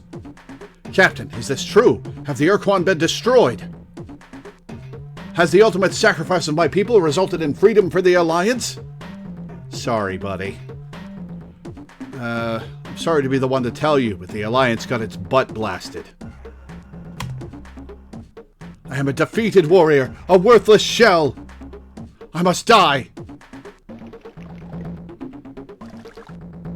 Shofixti, I am now your new commander. I order you not to kill yourself. Instead, join our fleet. Fight with us. To fight again. Against the ur-quan. Yes! But no. I cannot leave my homeworld unguarded. I will remain here and keep a solitary vigil. Goodbye. Alright, we've started the Shofixti quest.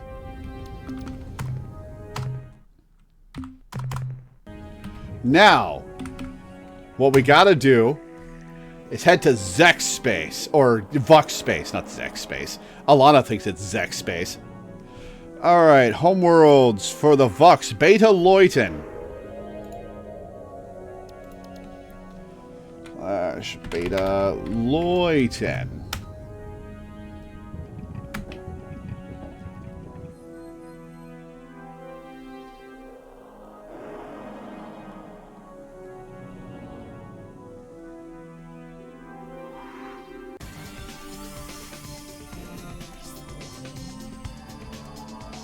The Vox suck so much, I love them. Ha!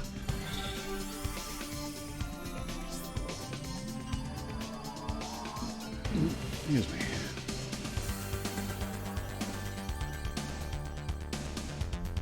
Wait, hang on.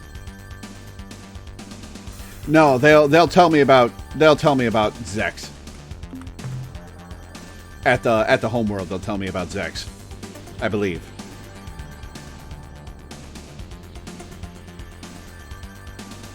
Right? Or should I just go straight to Zex? I could probably go straight to Zex. Do I have notes on his location?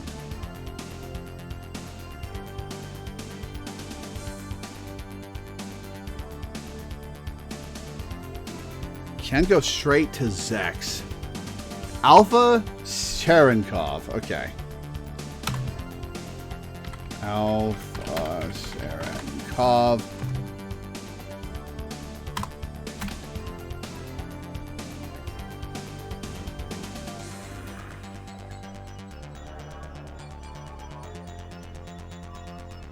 Oh, I'm gonna get intercepted by a Vux ship. Maybe? Nope. I'm passing him by.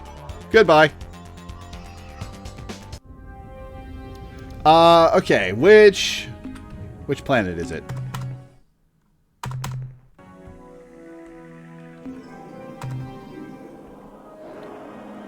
The inner one, probably. That is the one in the habitable zone.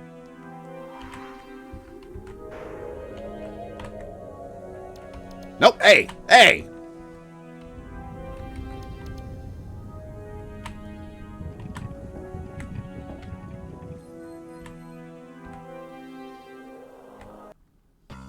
Ah, human visitors! What a treat!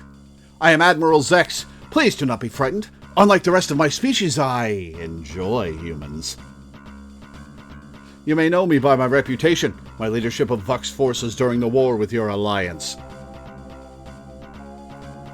I assure you that this behavior, a sad necessity of those times, belies a much kinder, gentler being. Please be welcome. We can get to know one another, expand our interspecies relationship. But wait, how silly of me. You aren't here for polite repartee. You have come for my Shofixty maidens. Sure have. What are you doing here, Admiral Zex? Ah, such a good question. But you always were a bright species. I will explain.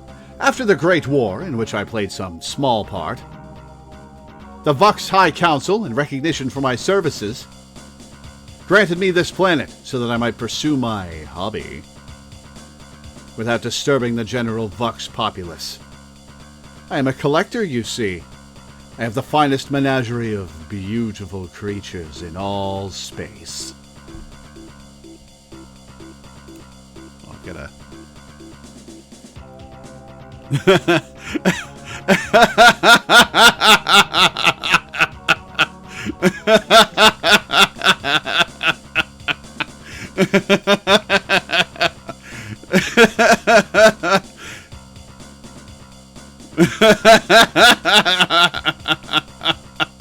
I love how it's even in the Vux font.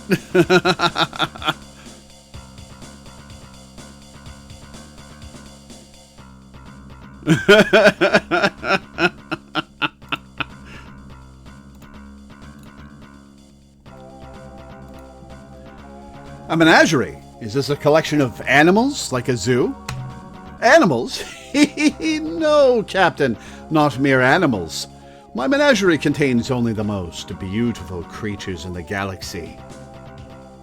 Each of my children, as I like to call them, has a wonderful set of traits,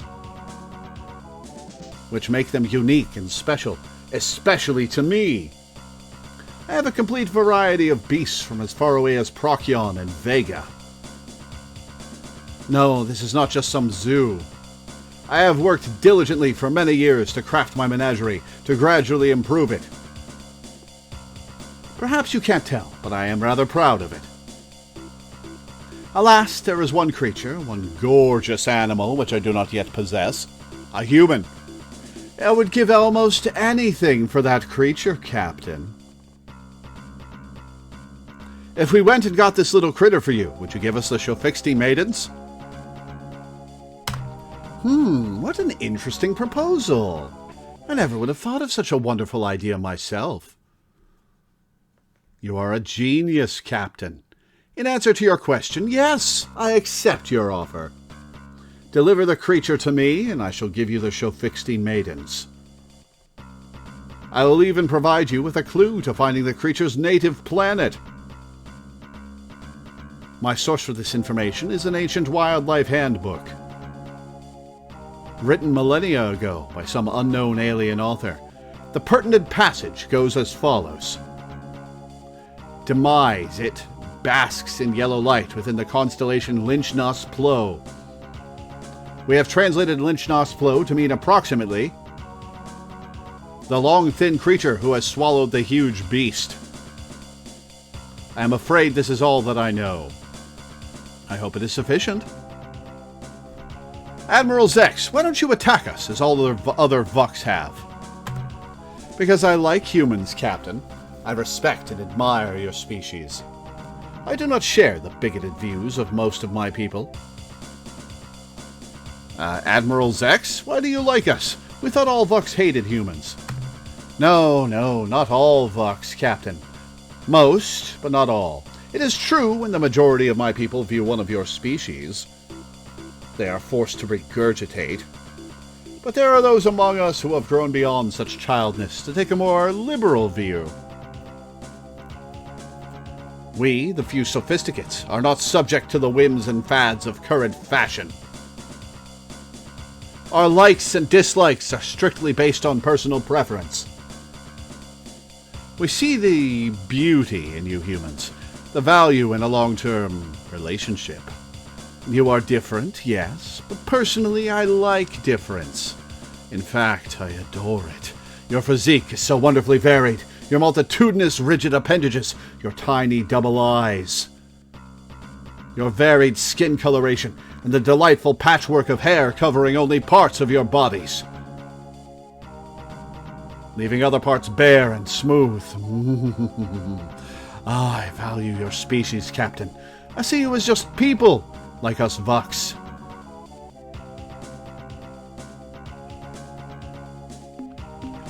Alright, let's go get... Goodbye, beautiful human. I hope we can meet someday as friends. Perhaps even more.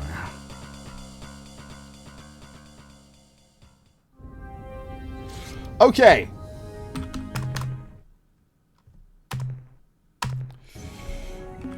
Star map. Let's leave town.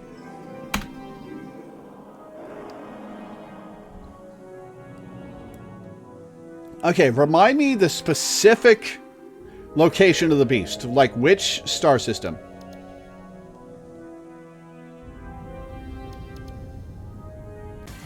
It's up north.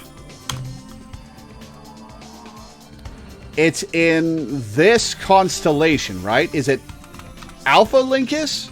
Beta Lyncus? I think it's one of those.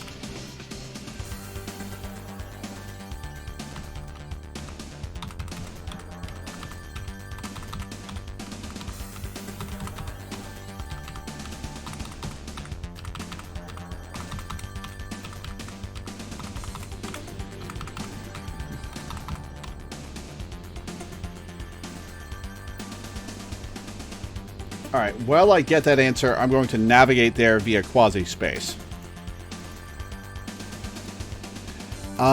M. Okay.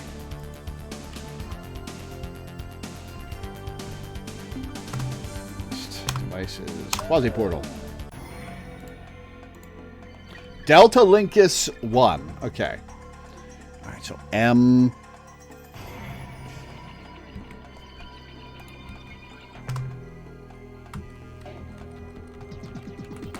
This one.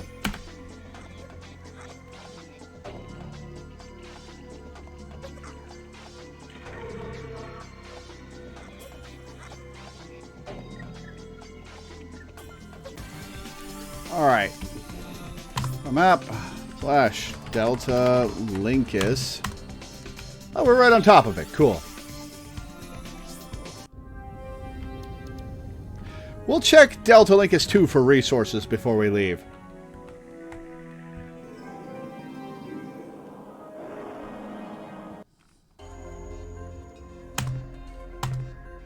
Illicit world. No minerals. Nothing. Alright, so it's just a matter of shoot this thing down and walk over it, right? Let's save just in case.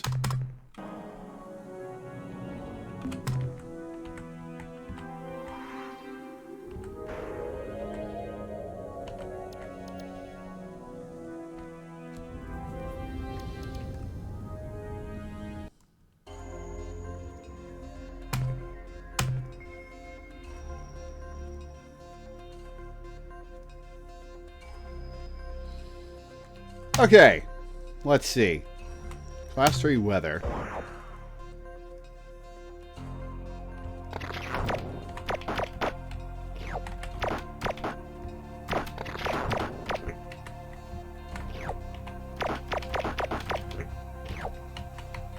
Oh, it's coming. Get it into the magnetic restraints before it started thrashing around again.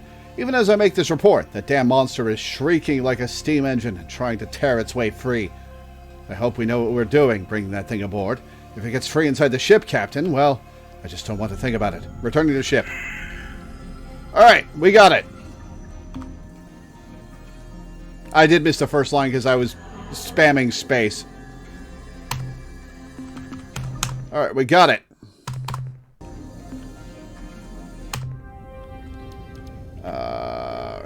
Okay. Let's get out of here.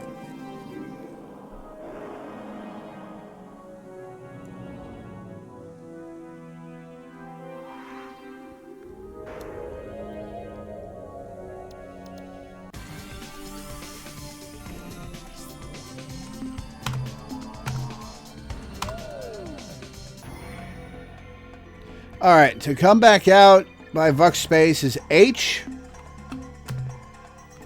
So this one.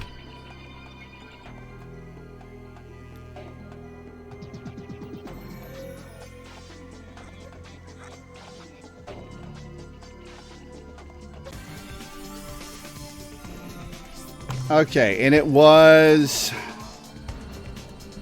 hang on. It was Alpha Cherenkov. That's Alpha Cherenkov. Off we go.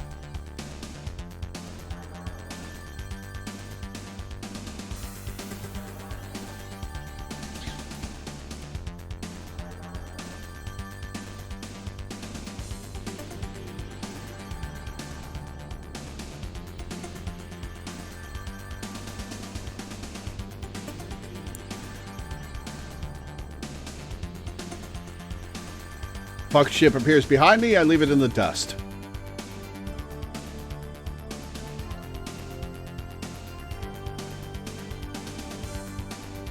Here we are. Oh, now there are a bunch of Vux ships in the system. Grand. Hey! Hang on. I passed through that.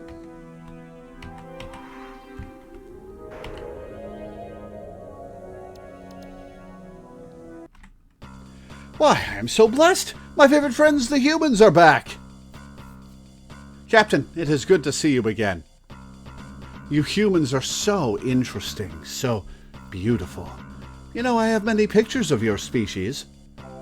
I keep them on my walls to inspire me. We have captured the hideous monster from Delta Lincus. Let us make an exchange. Ah, a most excellent piece of news. My chitin rasps and moistens with excitement. I have been looking forward to this for so long. My subordinates stand ready to receive the beast from your ship, Captain.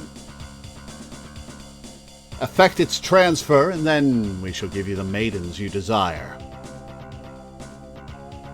Admiral Zex, aren't you forgetting something? The Shofixti maidens? Oh yes, no problem. Even now, my subordinates are bringing them up from the surface. So let's not waste time. Send that delightful beast over immediately. Okay, the beast is all yours, but be careful, it's a killer. Ah, my new child is on board. Such a big one, isn't he? And so frisky. I am delighted beyond words that you have given me the beast, Captain. But I am afraid that there has been a slight change in our plans. Regrettable, but necessary. Oh, my beautiful, luscious human. I thought that the hideous, violent monster you have given me would complete my collection of ugliness, my menagerie of monsters. I was wrong. You, my human love, are the most vile, the most fierce and wretched. My collection could never be complete without you. I need you, Captain. But alas, I fear you will not give your consent willingly. Am I right? Therefore, Subcommander Dax, terminate communications. Warm up my modified intruder. Engage the precursor warp nullifier. Prepare for battle. Subcommander, when has my main console become inoperative? The transmit mode is locked. What do you mean the central computer system is damaged? How? The beast? Escaped? No, Subcommander, this is impossible. It couldn't escape from our strongest containment system. It's what? Decks 5 and 6? 11 crewmen! Sound the alarms, you fool! Where is it now? Engineering, report! Engineering? Subcommander, seal bulkhead... Subcommander, are you listening to me? What are you staring at? Pay attention, Subcommander. Give me a report on its position... What are you staring at? Behind me? What? What?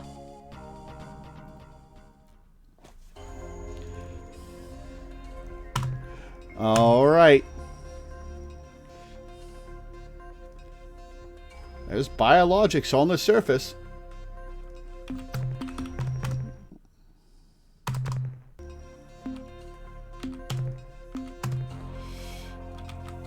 All right, we'll get the Shofixti Maidens last.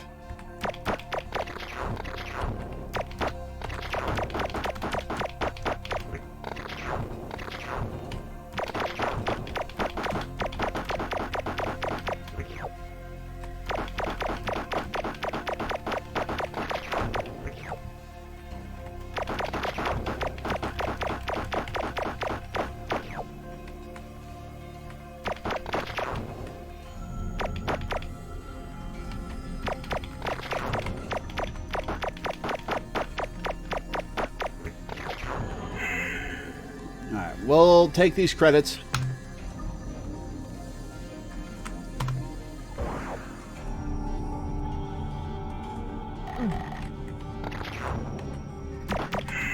Whoops.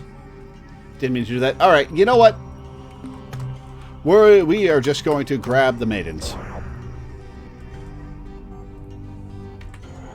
Grab these resources, then we'll grab the maidens. Report from surface. In the Vux Commander's menagerie, we have found what appears to be functioning cryotanks containing a dozen bipedal creatures.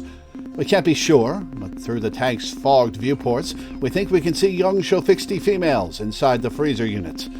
We have transferred the cryotanks to the lander and are returning to the ship. End of report.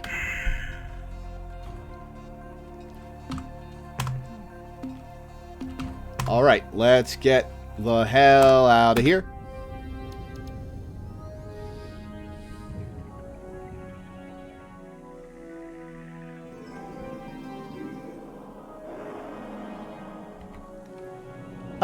You know what?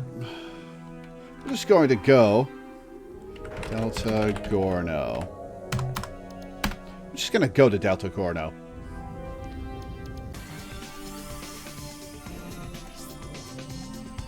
I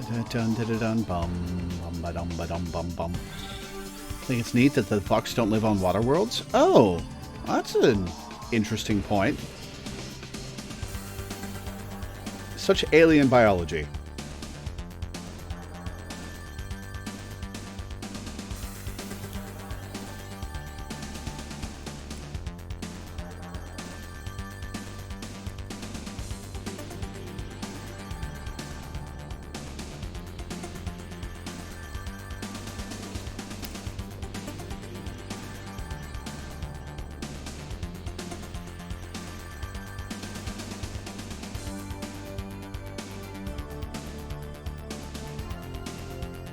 Da-dum, dum, da-dum.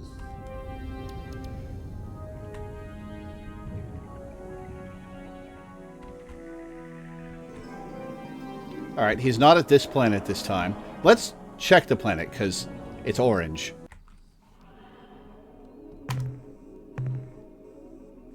Oh, that's a lot of resources. Weather and tectonics and biologics.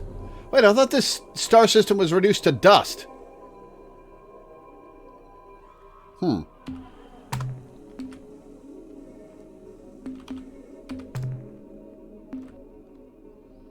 Dispatch, 0.9 fuel use.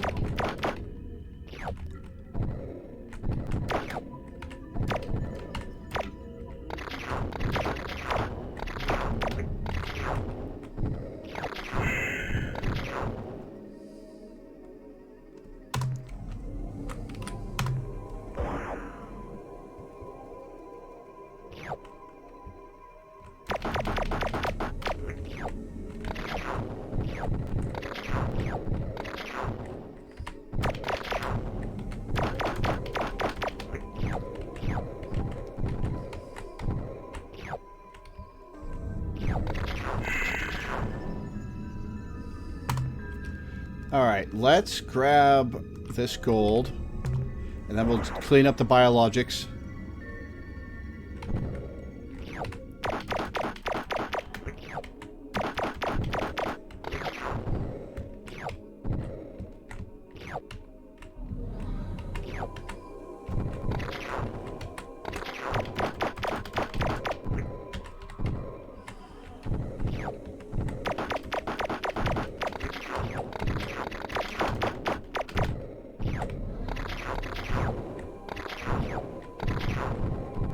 That's all of them. Okay.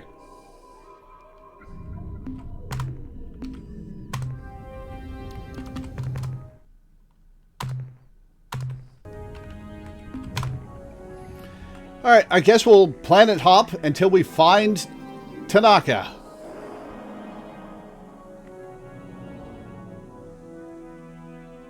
Nope.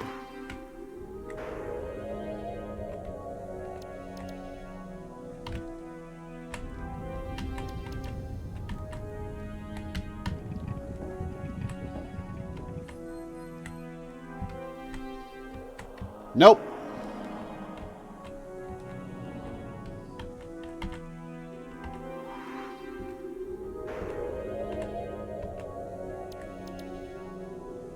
Nope.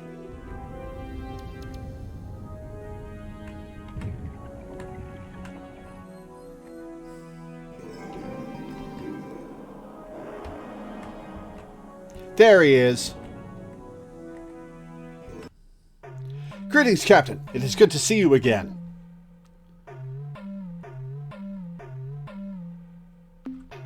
Oh, wait, where is your life-filled homework, Hyabetsu? My people blew up the sun. Or at least they caused it to flare like a nova, destroying the many hundreds of hierarchy vessels that had invaded our system to enslave us, Shofixti. If your sun went nova, how did you survive? I wasn't here when they made the sun flare. I was assigned to a Yahat squadron as a forward scout, performing a deep recon in Mycon space. Fun to say.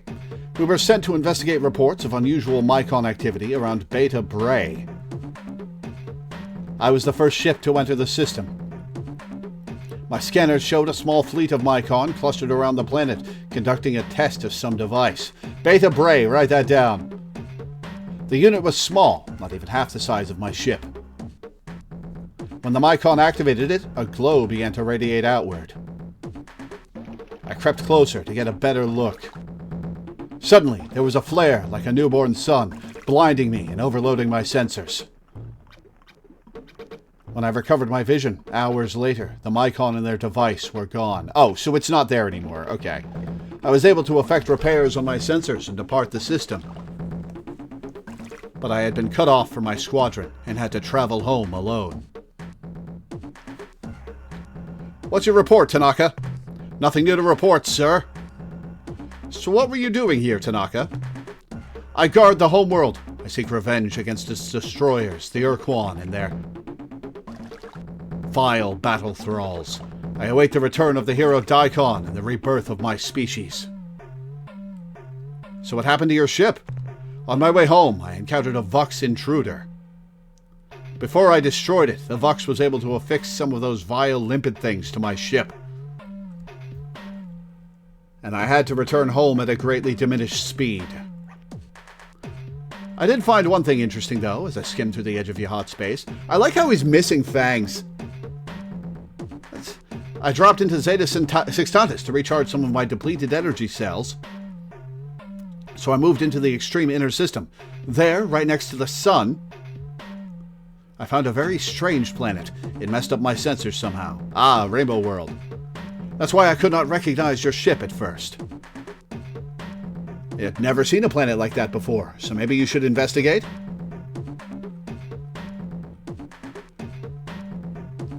No, wait, Shofixty. I have an important duty for you to perform. What might that be? What do you think about procreating wildly? I can give you the opportunity to replenish your species. I am intrigued, Captain, but what are you talking about? What would you say to rat apes galore? We have obtained females of your species. Great leaping mounds of happiness! You shall be honored forever, Captain, as the savior of the Shofixty race. I have been granted the ultimate reward, duty. This humble warrior will take the Shofixty maidens you possess, gently wake them, and then perform ribald feats of unsurpassed fertility. With their consent, of course. Our people shall be reborn. Your name shall be recorded in our most sacred writings for all time. Thank you, Captain, and farewell. I have urgent business to attend to.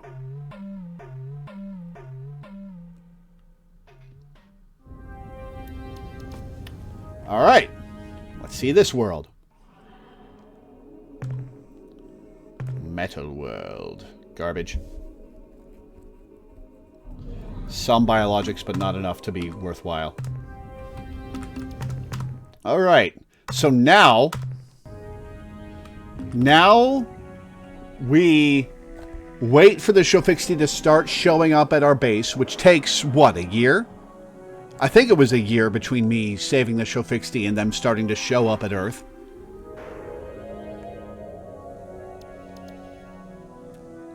In the meantime, let's meet the Ors and then the Druge. Let's meet the Ors and then the Druge. Alright, so let's see. Ors Homeworld. Ors Homeworld. Gamma Vulpeculi. Trigger the Perkunk as well, since they take a while to move and they have some stuff for you. I don't want to risk it. I don't want to risk it.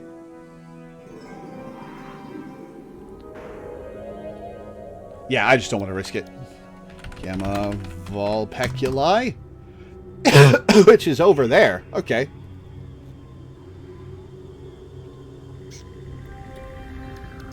I'll trigger the Perkunk once the Shofixty show up.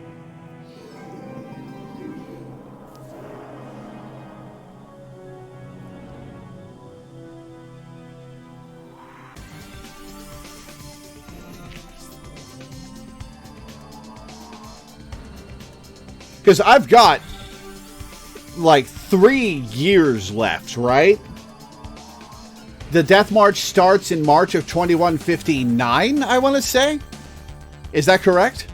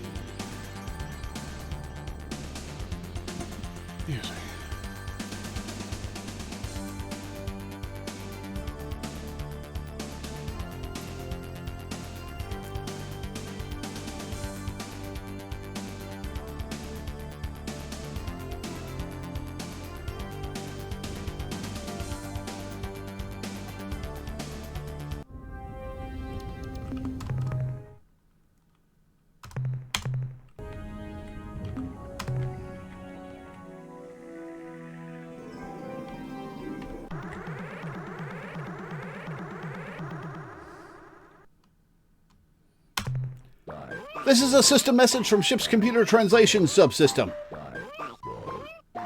Incoming message extremely unusual in composition. Translation includes many lingual anomalies. Overall accuracy of translation is unknown. Hello, extremely. I hope you like to play. Some campers are not so good for games.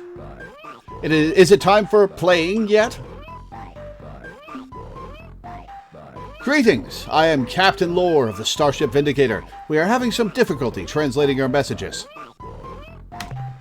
Yes, of course. Difficulty. Problems are difficult. Let's be special together. Spicy games are always fun.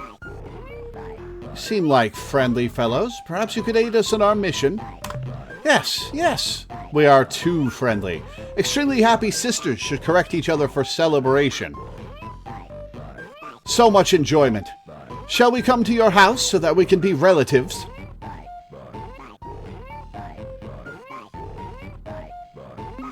Seem very, trusting. Why is that?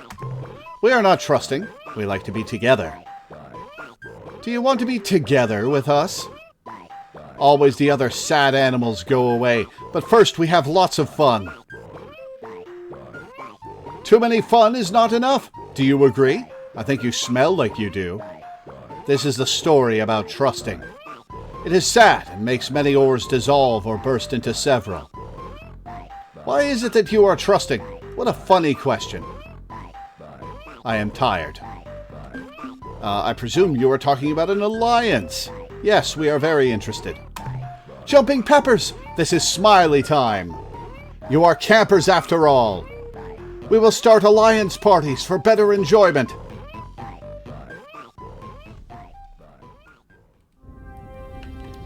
Alright, Or's home world, which used to be the Androsynth home world, if I'm remembering correctly.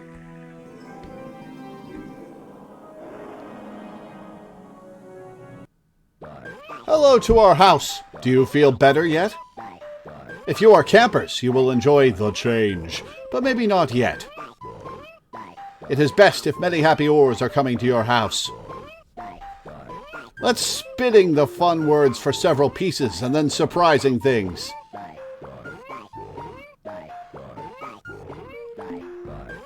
Afraid I'm still not exactly clear on who you are and where you're from.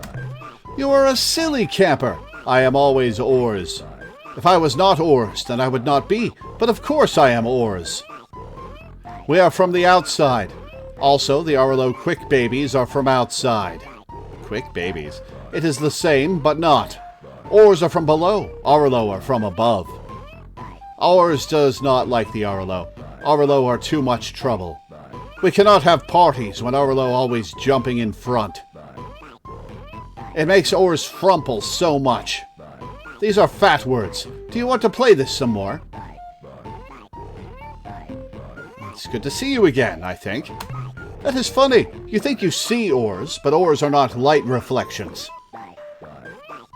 Maybe you think ores are many bubbles, too. It is such a joke.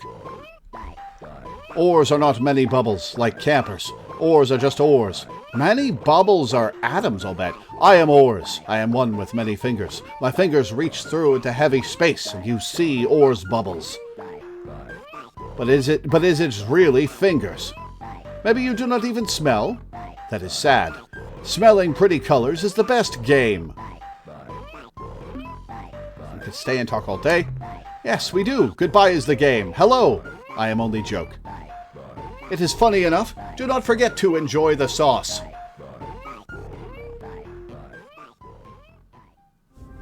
It's fascinating that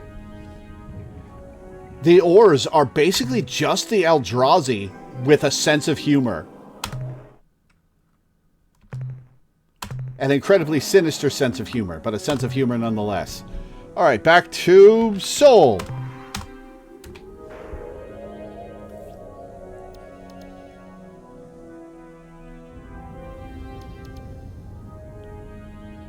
So unless I'm misunderstanding, there is one urs, and every urs, quote-unquote, that you see is just an extension of that one being. Oh, I gotta refresh chat.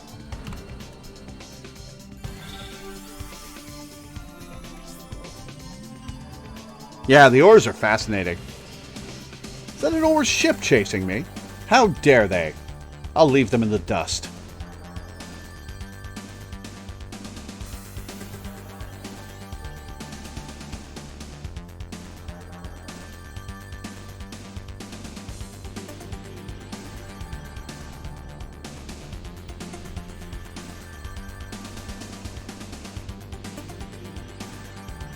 I've always liked the Eldrazi, so the urs are pretty cool.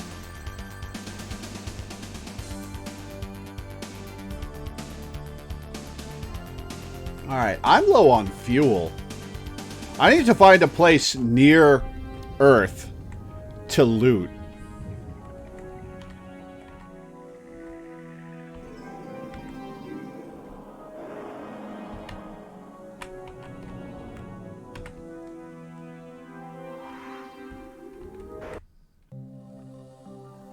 I could buy fuel from the Melnorme.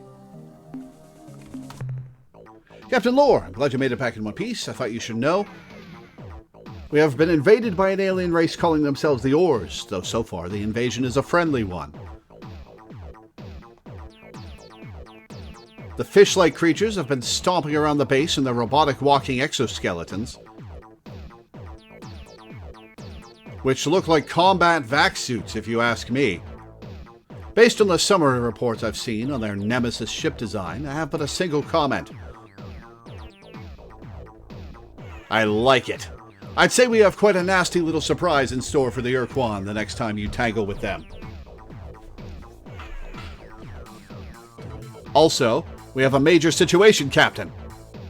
As of a few days ago, all Spathy starship captains have vanished from our starbase. We don't know how or why, but until we receive replacements from Spathywa,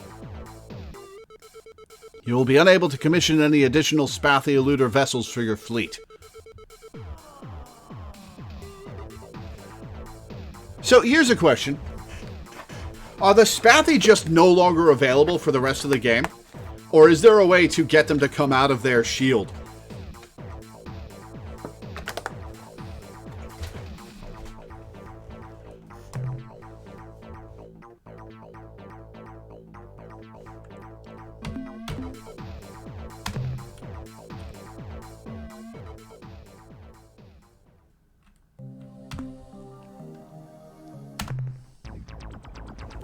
Hang on.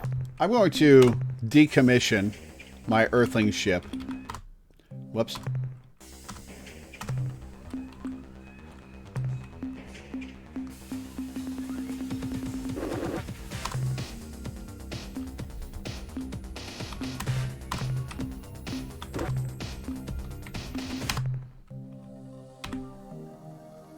Star Control, let's go.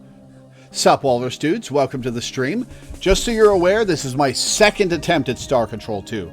My first attempt ended in failure. I made it to the Death March and had a few stages left to go before I would have been able to save the day. So the patron picking this game is having me play the game again. Oh, you were here for the first attempt, because I'm already following you. Oh yeah, your name does sound familiar. I was saying all this stuff because it gave me the pop-up that this was your first time sending a message in chat. Okay. Well, if you already know, then sweet. Okay.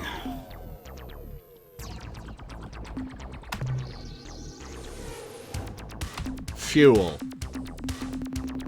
I think it's time to pay a visit to the Druge.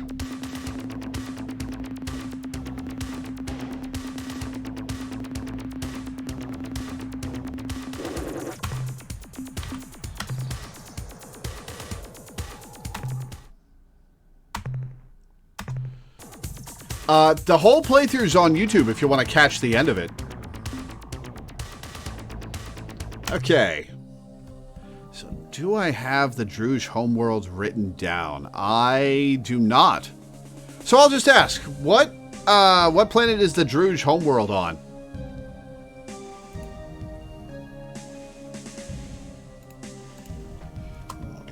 Druge.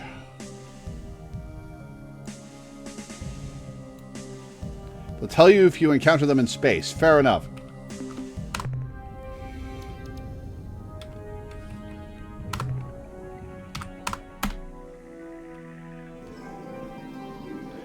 So, we'll spit ourselves out in Druge space.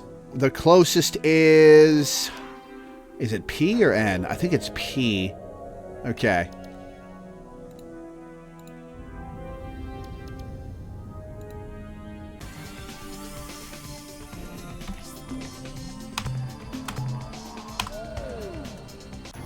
Alright, so that would be star map. This one. Yes.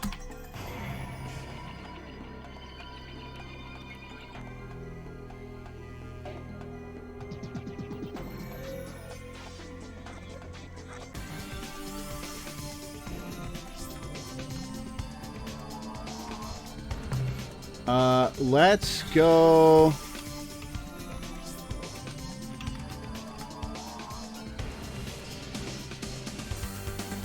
Let's get various spaces in here.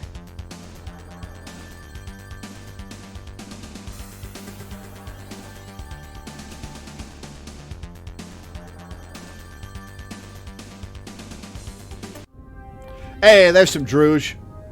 Is their ship just a bong?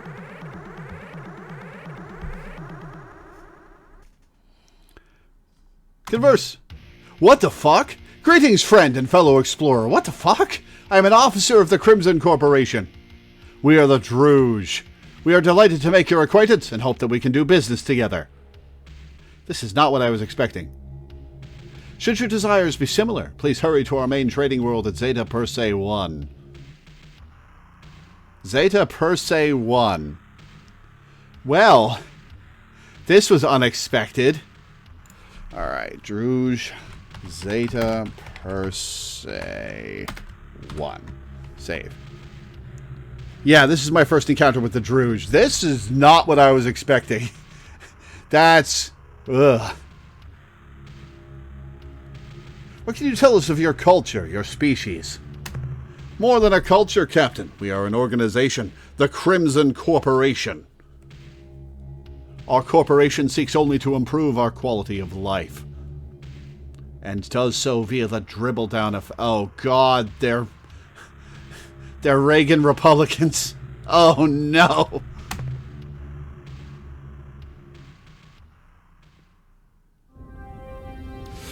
All right. Star map. Zeta Persei, which is up there.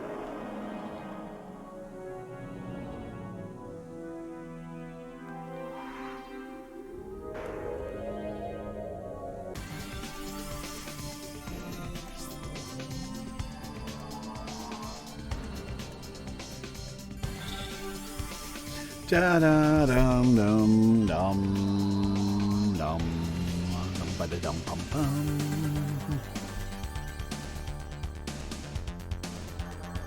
Da da da da da da da da da da. All right, one sec.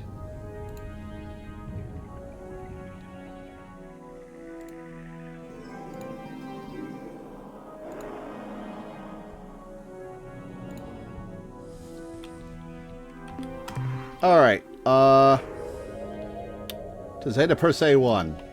If we can get past these assholes.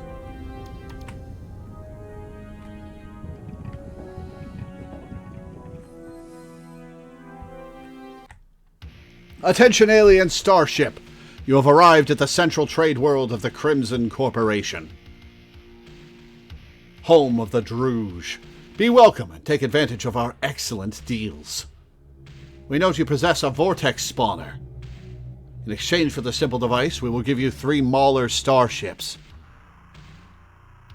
And fill your fuel tanks at no extra charge. A vortex spawner is... Oh, are they offering to buy the quasi-portal? No! What can you tell us about this trade world? This is the heart of our operation, the vital core of the Crimson Corporation. 1 million deals are made here each day, perhaps more. You would be wise to take advantage of all our services, Captain. You will not find better deals anywhere. I would like to make a purchase. Since this is your first time trading with us, Captain, allow me to explain our standard operating procedures. We will sell you fuel, ancient artifacts, even our own Mauler starships. All that we ask in return is that you assign some of your crew to serving here at our trade world. No! I'm not giving you slaves! On a permanent basis. Gee, isn't this kind of like... I will never sell my crew to be your slaves. This is a great loss for us both, but we will not make an exception in your case. However, please try to be receptive to what I am about to say. We have taken the liberty of entering your ship's computer system to investigate the agreement signed by the Earthling volunteers who serve aboard your vessel. As we expected, we found that they have promised to obey you, Captain, under every circumstance. No exceptions. You are fully within your rights to deal with us in our required manner. No! Should you change your mind, we will always be ready to work with you, Captain. Okay, so they sell fuel and technology in ships. Is this an alternative path to getting ship tech as opposed to the Melnorme? Return soon, Captain. Your patronage is appreciated.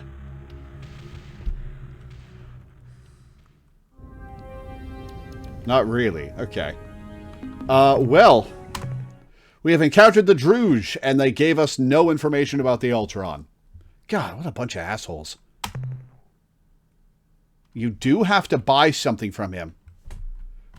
With crew? I have to sell some of my crew into slavery to complete the game?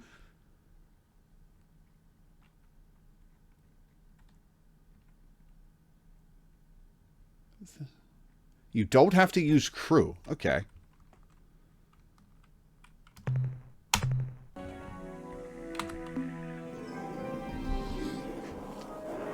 I should hope you aren't required to sell people into slavery to complete this game. That seems kind of fucked up for this game's tone.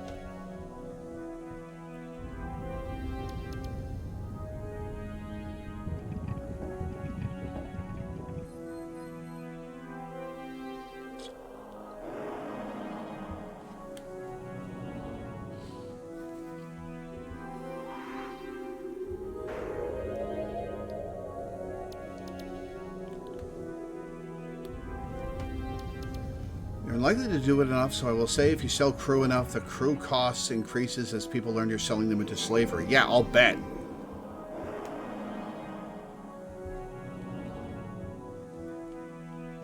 You do have to get something from them, but you don't have to sell crew to pay for it. Okay, good. What do I... Yeah, I'll bet Hayes gets pissed.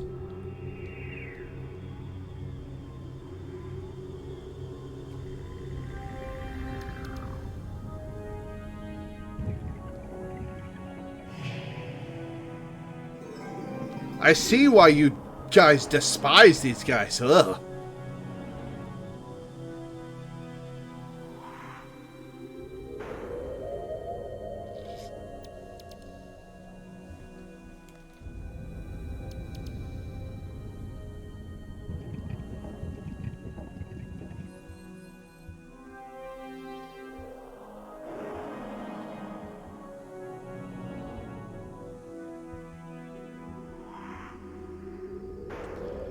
I have an unpleasant topic to discuss with you, but this needs to be resolved right away. There's some kind of wild rumor blowing about the starbase that you have sold your own crew to the Druge as slaves. Pretty crazy, eh? Look, Captain, I know you would never do anything like that, and I'm sorry I even had to mention this, but now I can assure everyone that this is just one of those damn fool lies that gets spread during wartime. Thank you for your patience, Captain. Alright, so I have to buy something from them. If I'm not using crew, what do I use?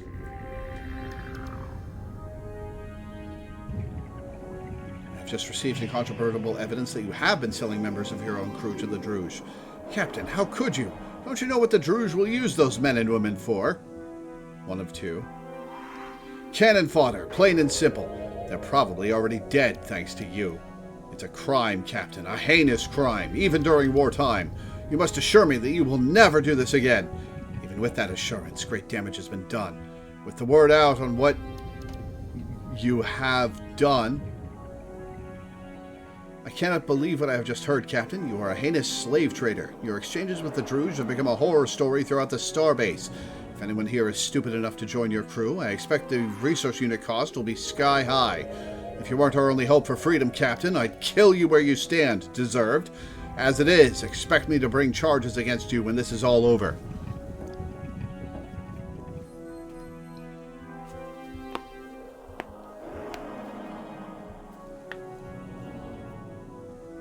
Yeah. That's fucked up.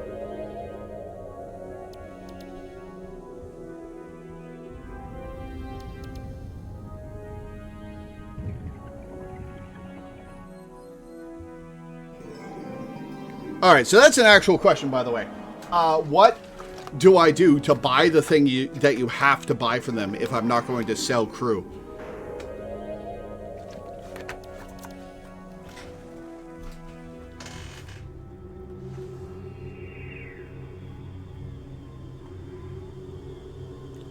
You get an artifact they'll trade for. I see. Okay. Alright. Well, we'll put a pin in that and come back to it. Okay, so what's next? The Shofixti almost certainly aren't done. The Shofixti almost certainly aren't done procreating by now. We've proceeded through the Supox and Uchwig process as much as we can. Before we have to find the parts for the Ultron. We've done the Vux stuff. We're holding off on the Yahat. What we're going to do is, once the Shofixti start showing up, we're going to get a Shofixti ship. We're going to head to Yahat's space. We're going to instigate the Civil War. Then we're going to trigger the Pakunk. The Spathi are done. The Mycon are here. Where are the Cyrene? I think they're in Betelgeuse. Is there any way to get the Cyrene out from under the slave shield? Or are they just set dressing? You guys told me I have to do something with the Chenjesu.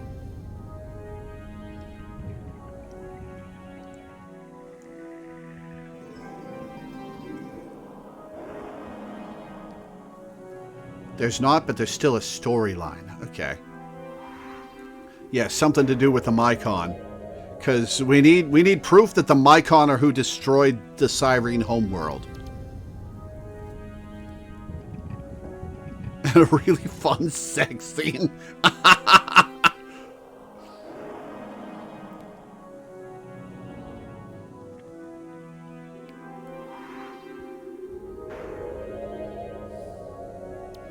Okay.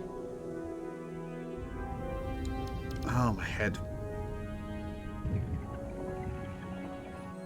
Alright, so what's our next step? Maybe we Maybe we go talk to the Chenjesu. No, we need the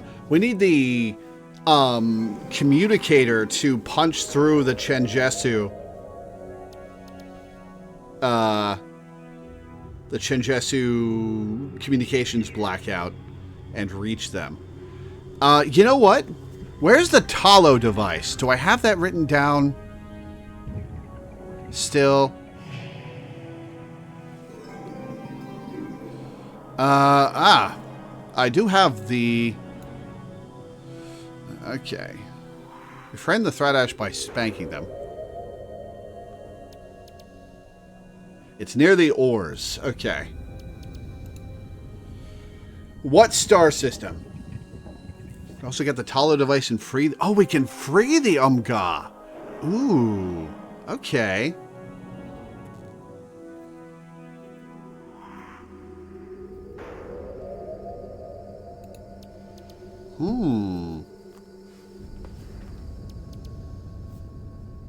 Yeah, I think the next thing we'll do is get the Talo device, capture the Dinyari, and free the Umga.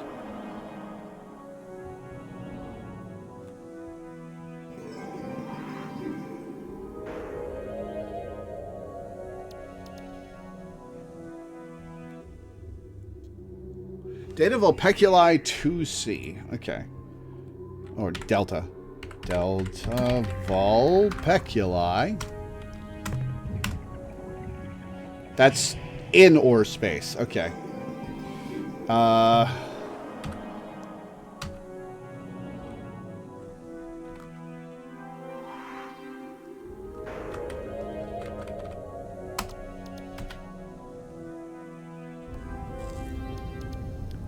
Alright, we'll teleport over there.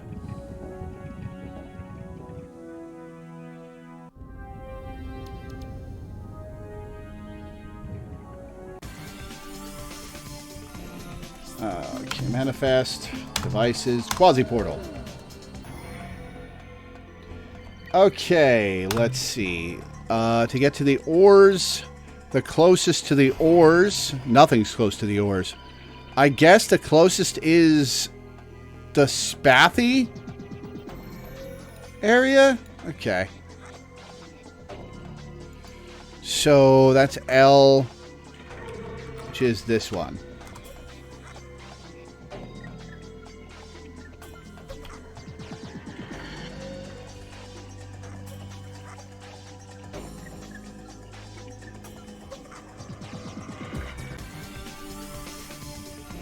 Map / Delta Vulpeculi.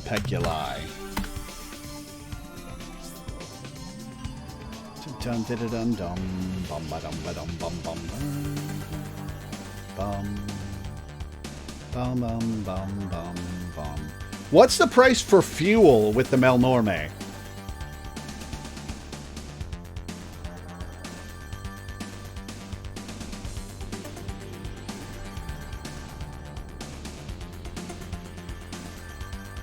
Yeah, the hyperspace music is great.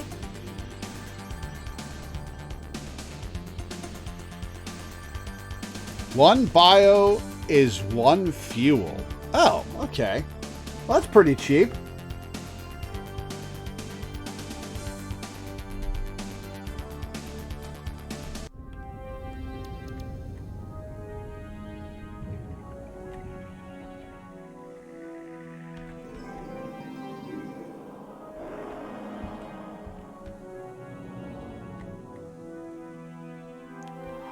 Alright. Let's loot all these worlds.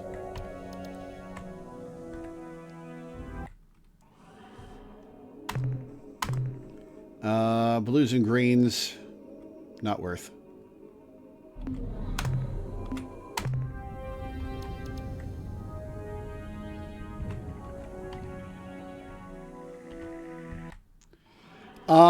What we're going to do after we get the Talo device is actually go find two more Rainbow Worlds. Get the resources from that, then go to the Melnorme and start buying fuel from them. Alkali World, garbage resources.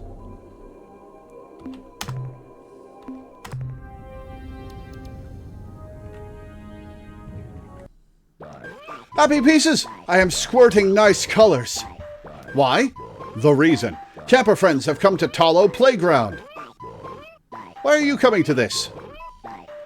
Would you mind if we did a bit of exploring on the planet's surface? You are asked if ores are upset? Ores are not upset. You are happy campers. Certainly you are only slow time walkers. It is not fun on the surface in slow time. If you want to go, that is okay.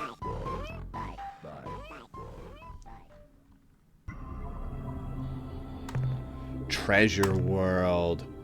Hell yeah. Energy scan right there. We'll pick that up last. Later versions of the game have challenge runs that rely on that. The DOS version crashes at a point if you haven't visited Earth beforehand. Interesting. Okay. We will start over here.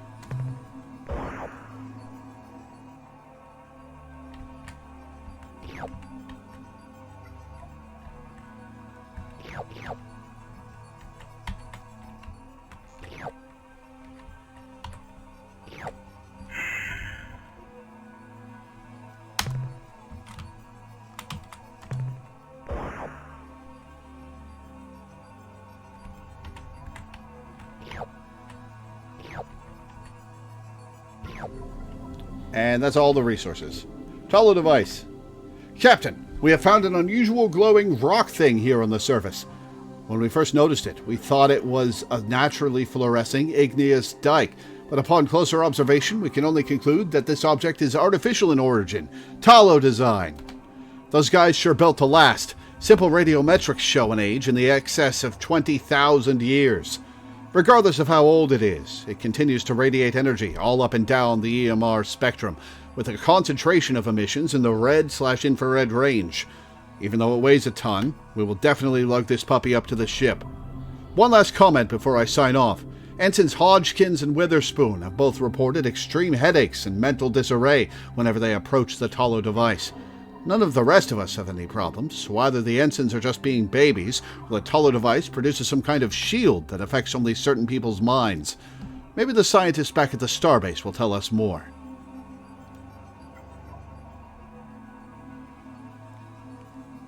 There's an infinite money glitch?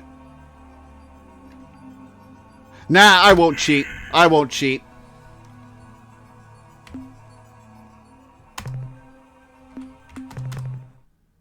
Alright, we've got the Talo device. Is there anything else I want to... It's sell more landers than you have in the DOS version. Interesting.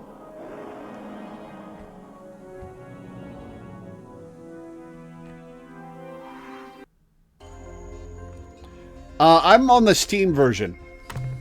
Halide World. There's some radioactives there. And biologics. Ooh. Alright, let's risk it.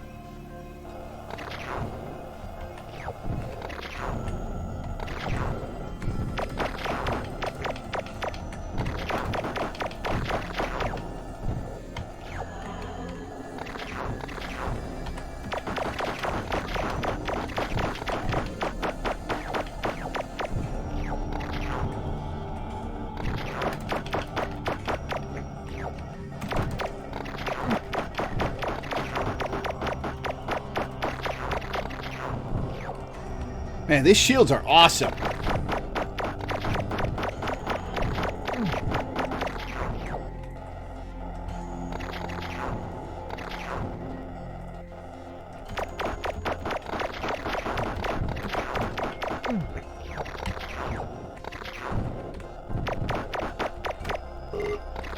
Oh, I'm full. Okay, hang on.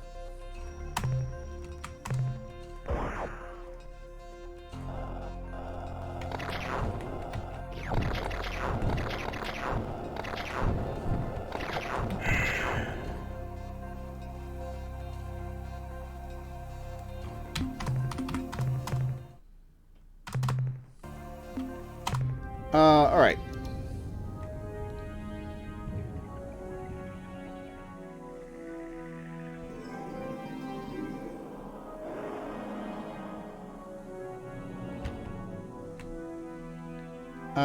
Let's go to Delta Vulpeculi 3.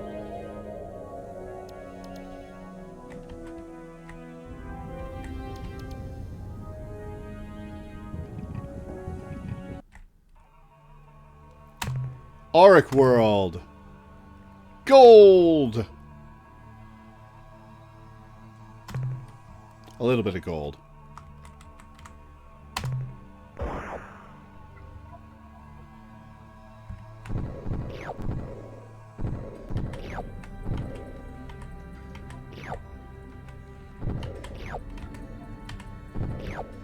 Right, I have double capacity now. That's why it's not filling up as much of my ship.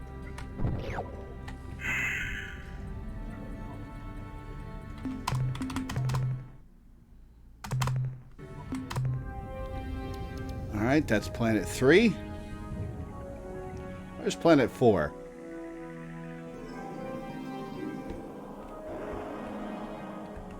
It's a blue world.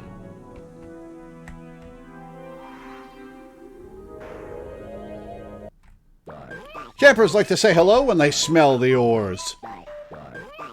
We have learned this. It has no function, but ores want to make campers happy every day.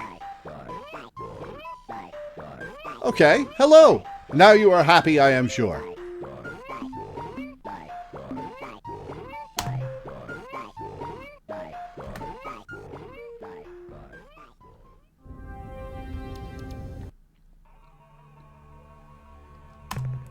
Azure World. Garbage resources. No biologics.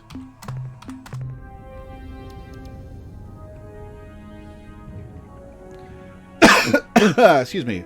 Alright, to planet 5. Wherever that may be.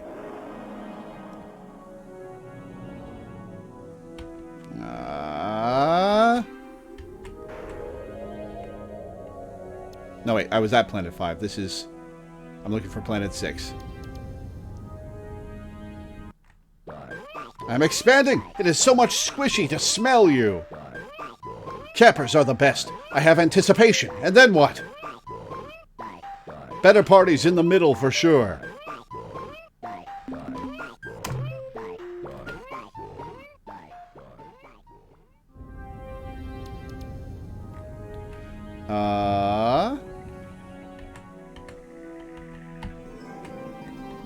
Oh, that's not it. Alright. Let's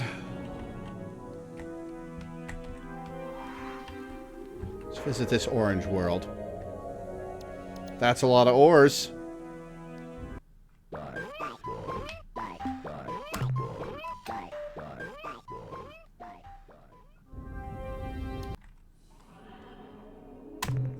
Metal world. That's gold and radioactives.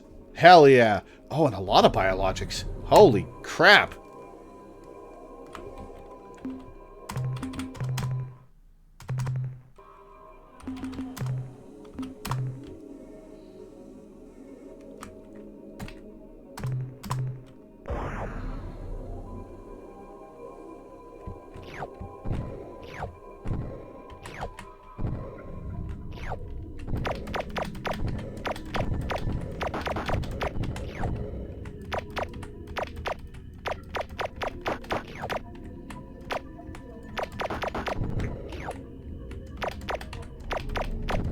Oh, I just destroyed the resource. Ah, damn it.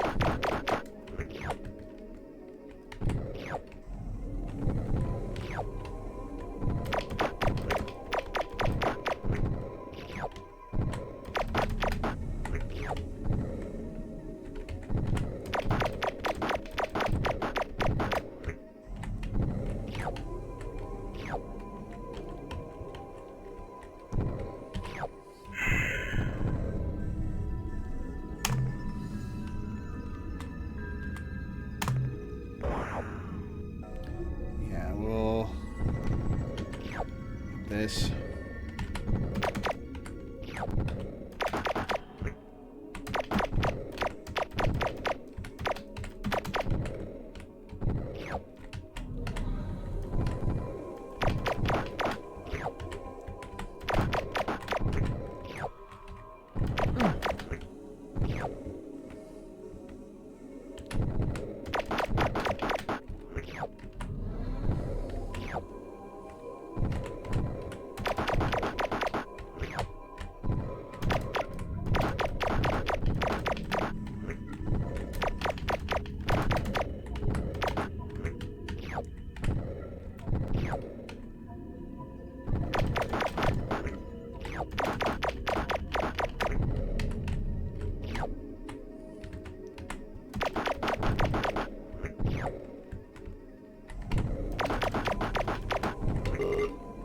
Oh, I'm full. Okay.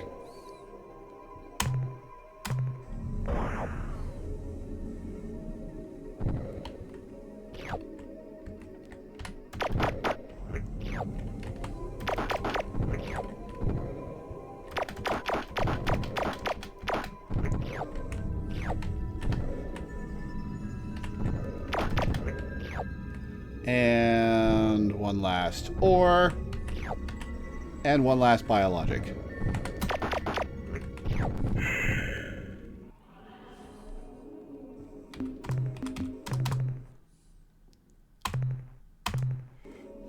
Okay, let's write down that I've cleared data vulpeculi.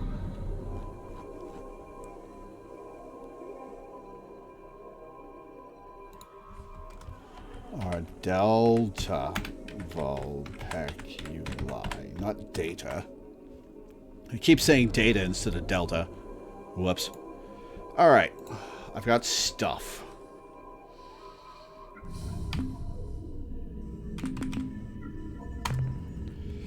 Okay, I've got the Tolo device. Let's head home and get it analyzed.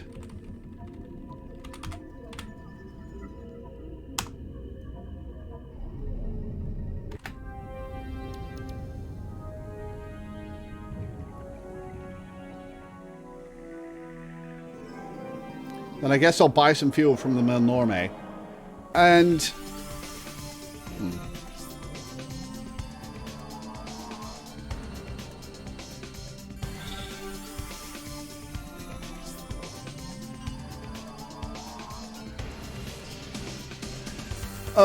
and then I actually feel a little nauseous.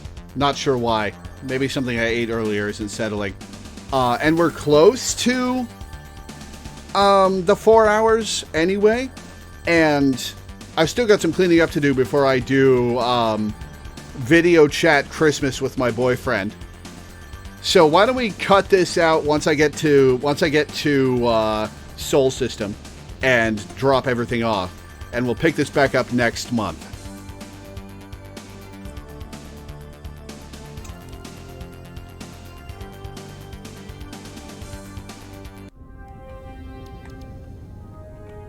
Suddenly a Koros shows up here.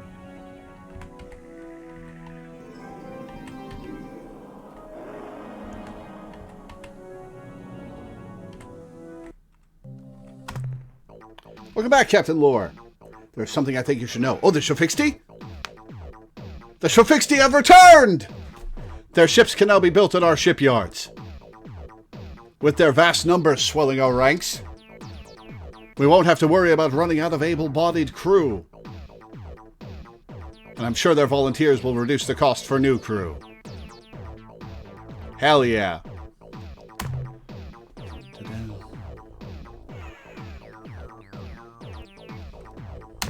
The analysis reads as follows. Subject, Tolo device. Data, whoever the Tolo were, they were clever. Way past us, probably even beyond the Chenjesu. As far as I can tell, with all our equipment, this thing is a rock. Just a rock. Nothing but a rock. However, if you feed a current into it, anywhere along its surface, everyone on board this starbase who has Esper potential gets a bad headache. Well, we checked a bit more into that, and when the Tolo thing is active, all evidence of Psychon interaction is flatlined. Nothing gets through. Summary, if you keep this Tolo rock device thing on board your vessel, I'll bet you are immune to any form of psychic attack. Or at least mostly immune. That's the end of our scientist report.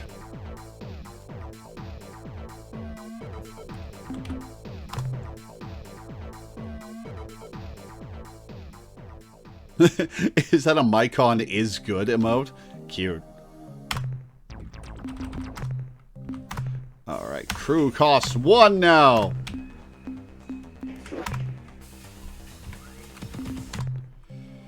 Outfit starship. We have enough for another crew module. Yeah. Another crew module. We'll turn in...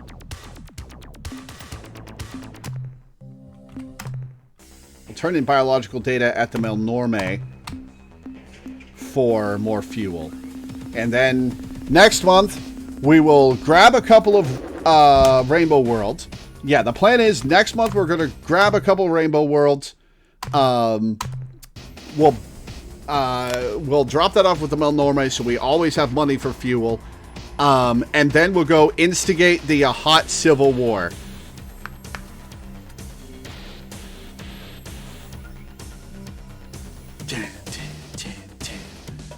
But yeah, that's where we're going to end for today.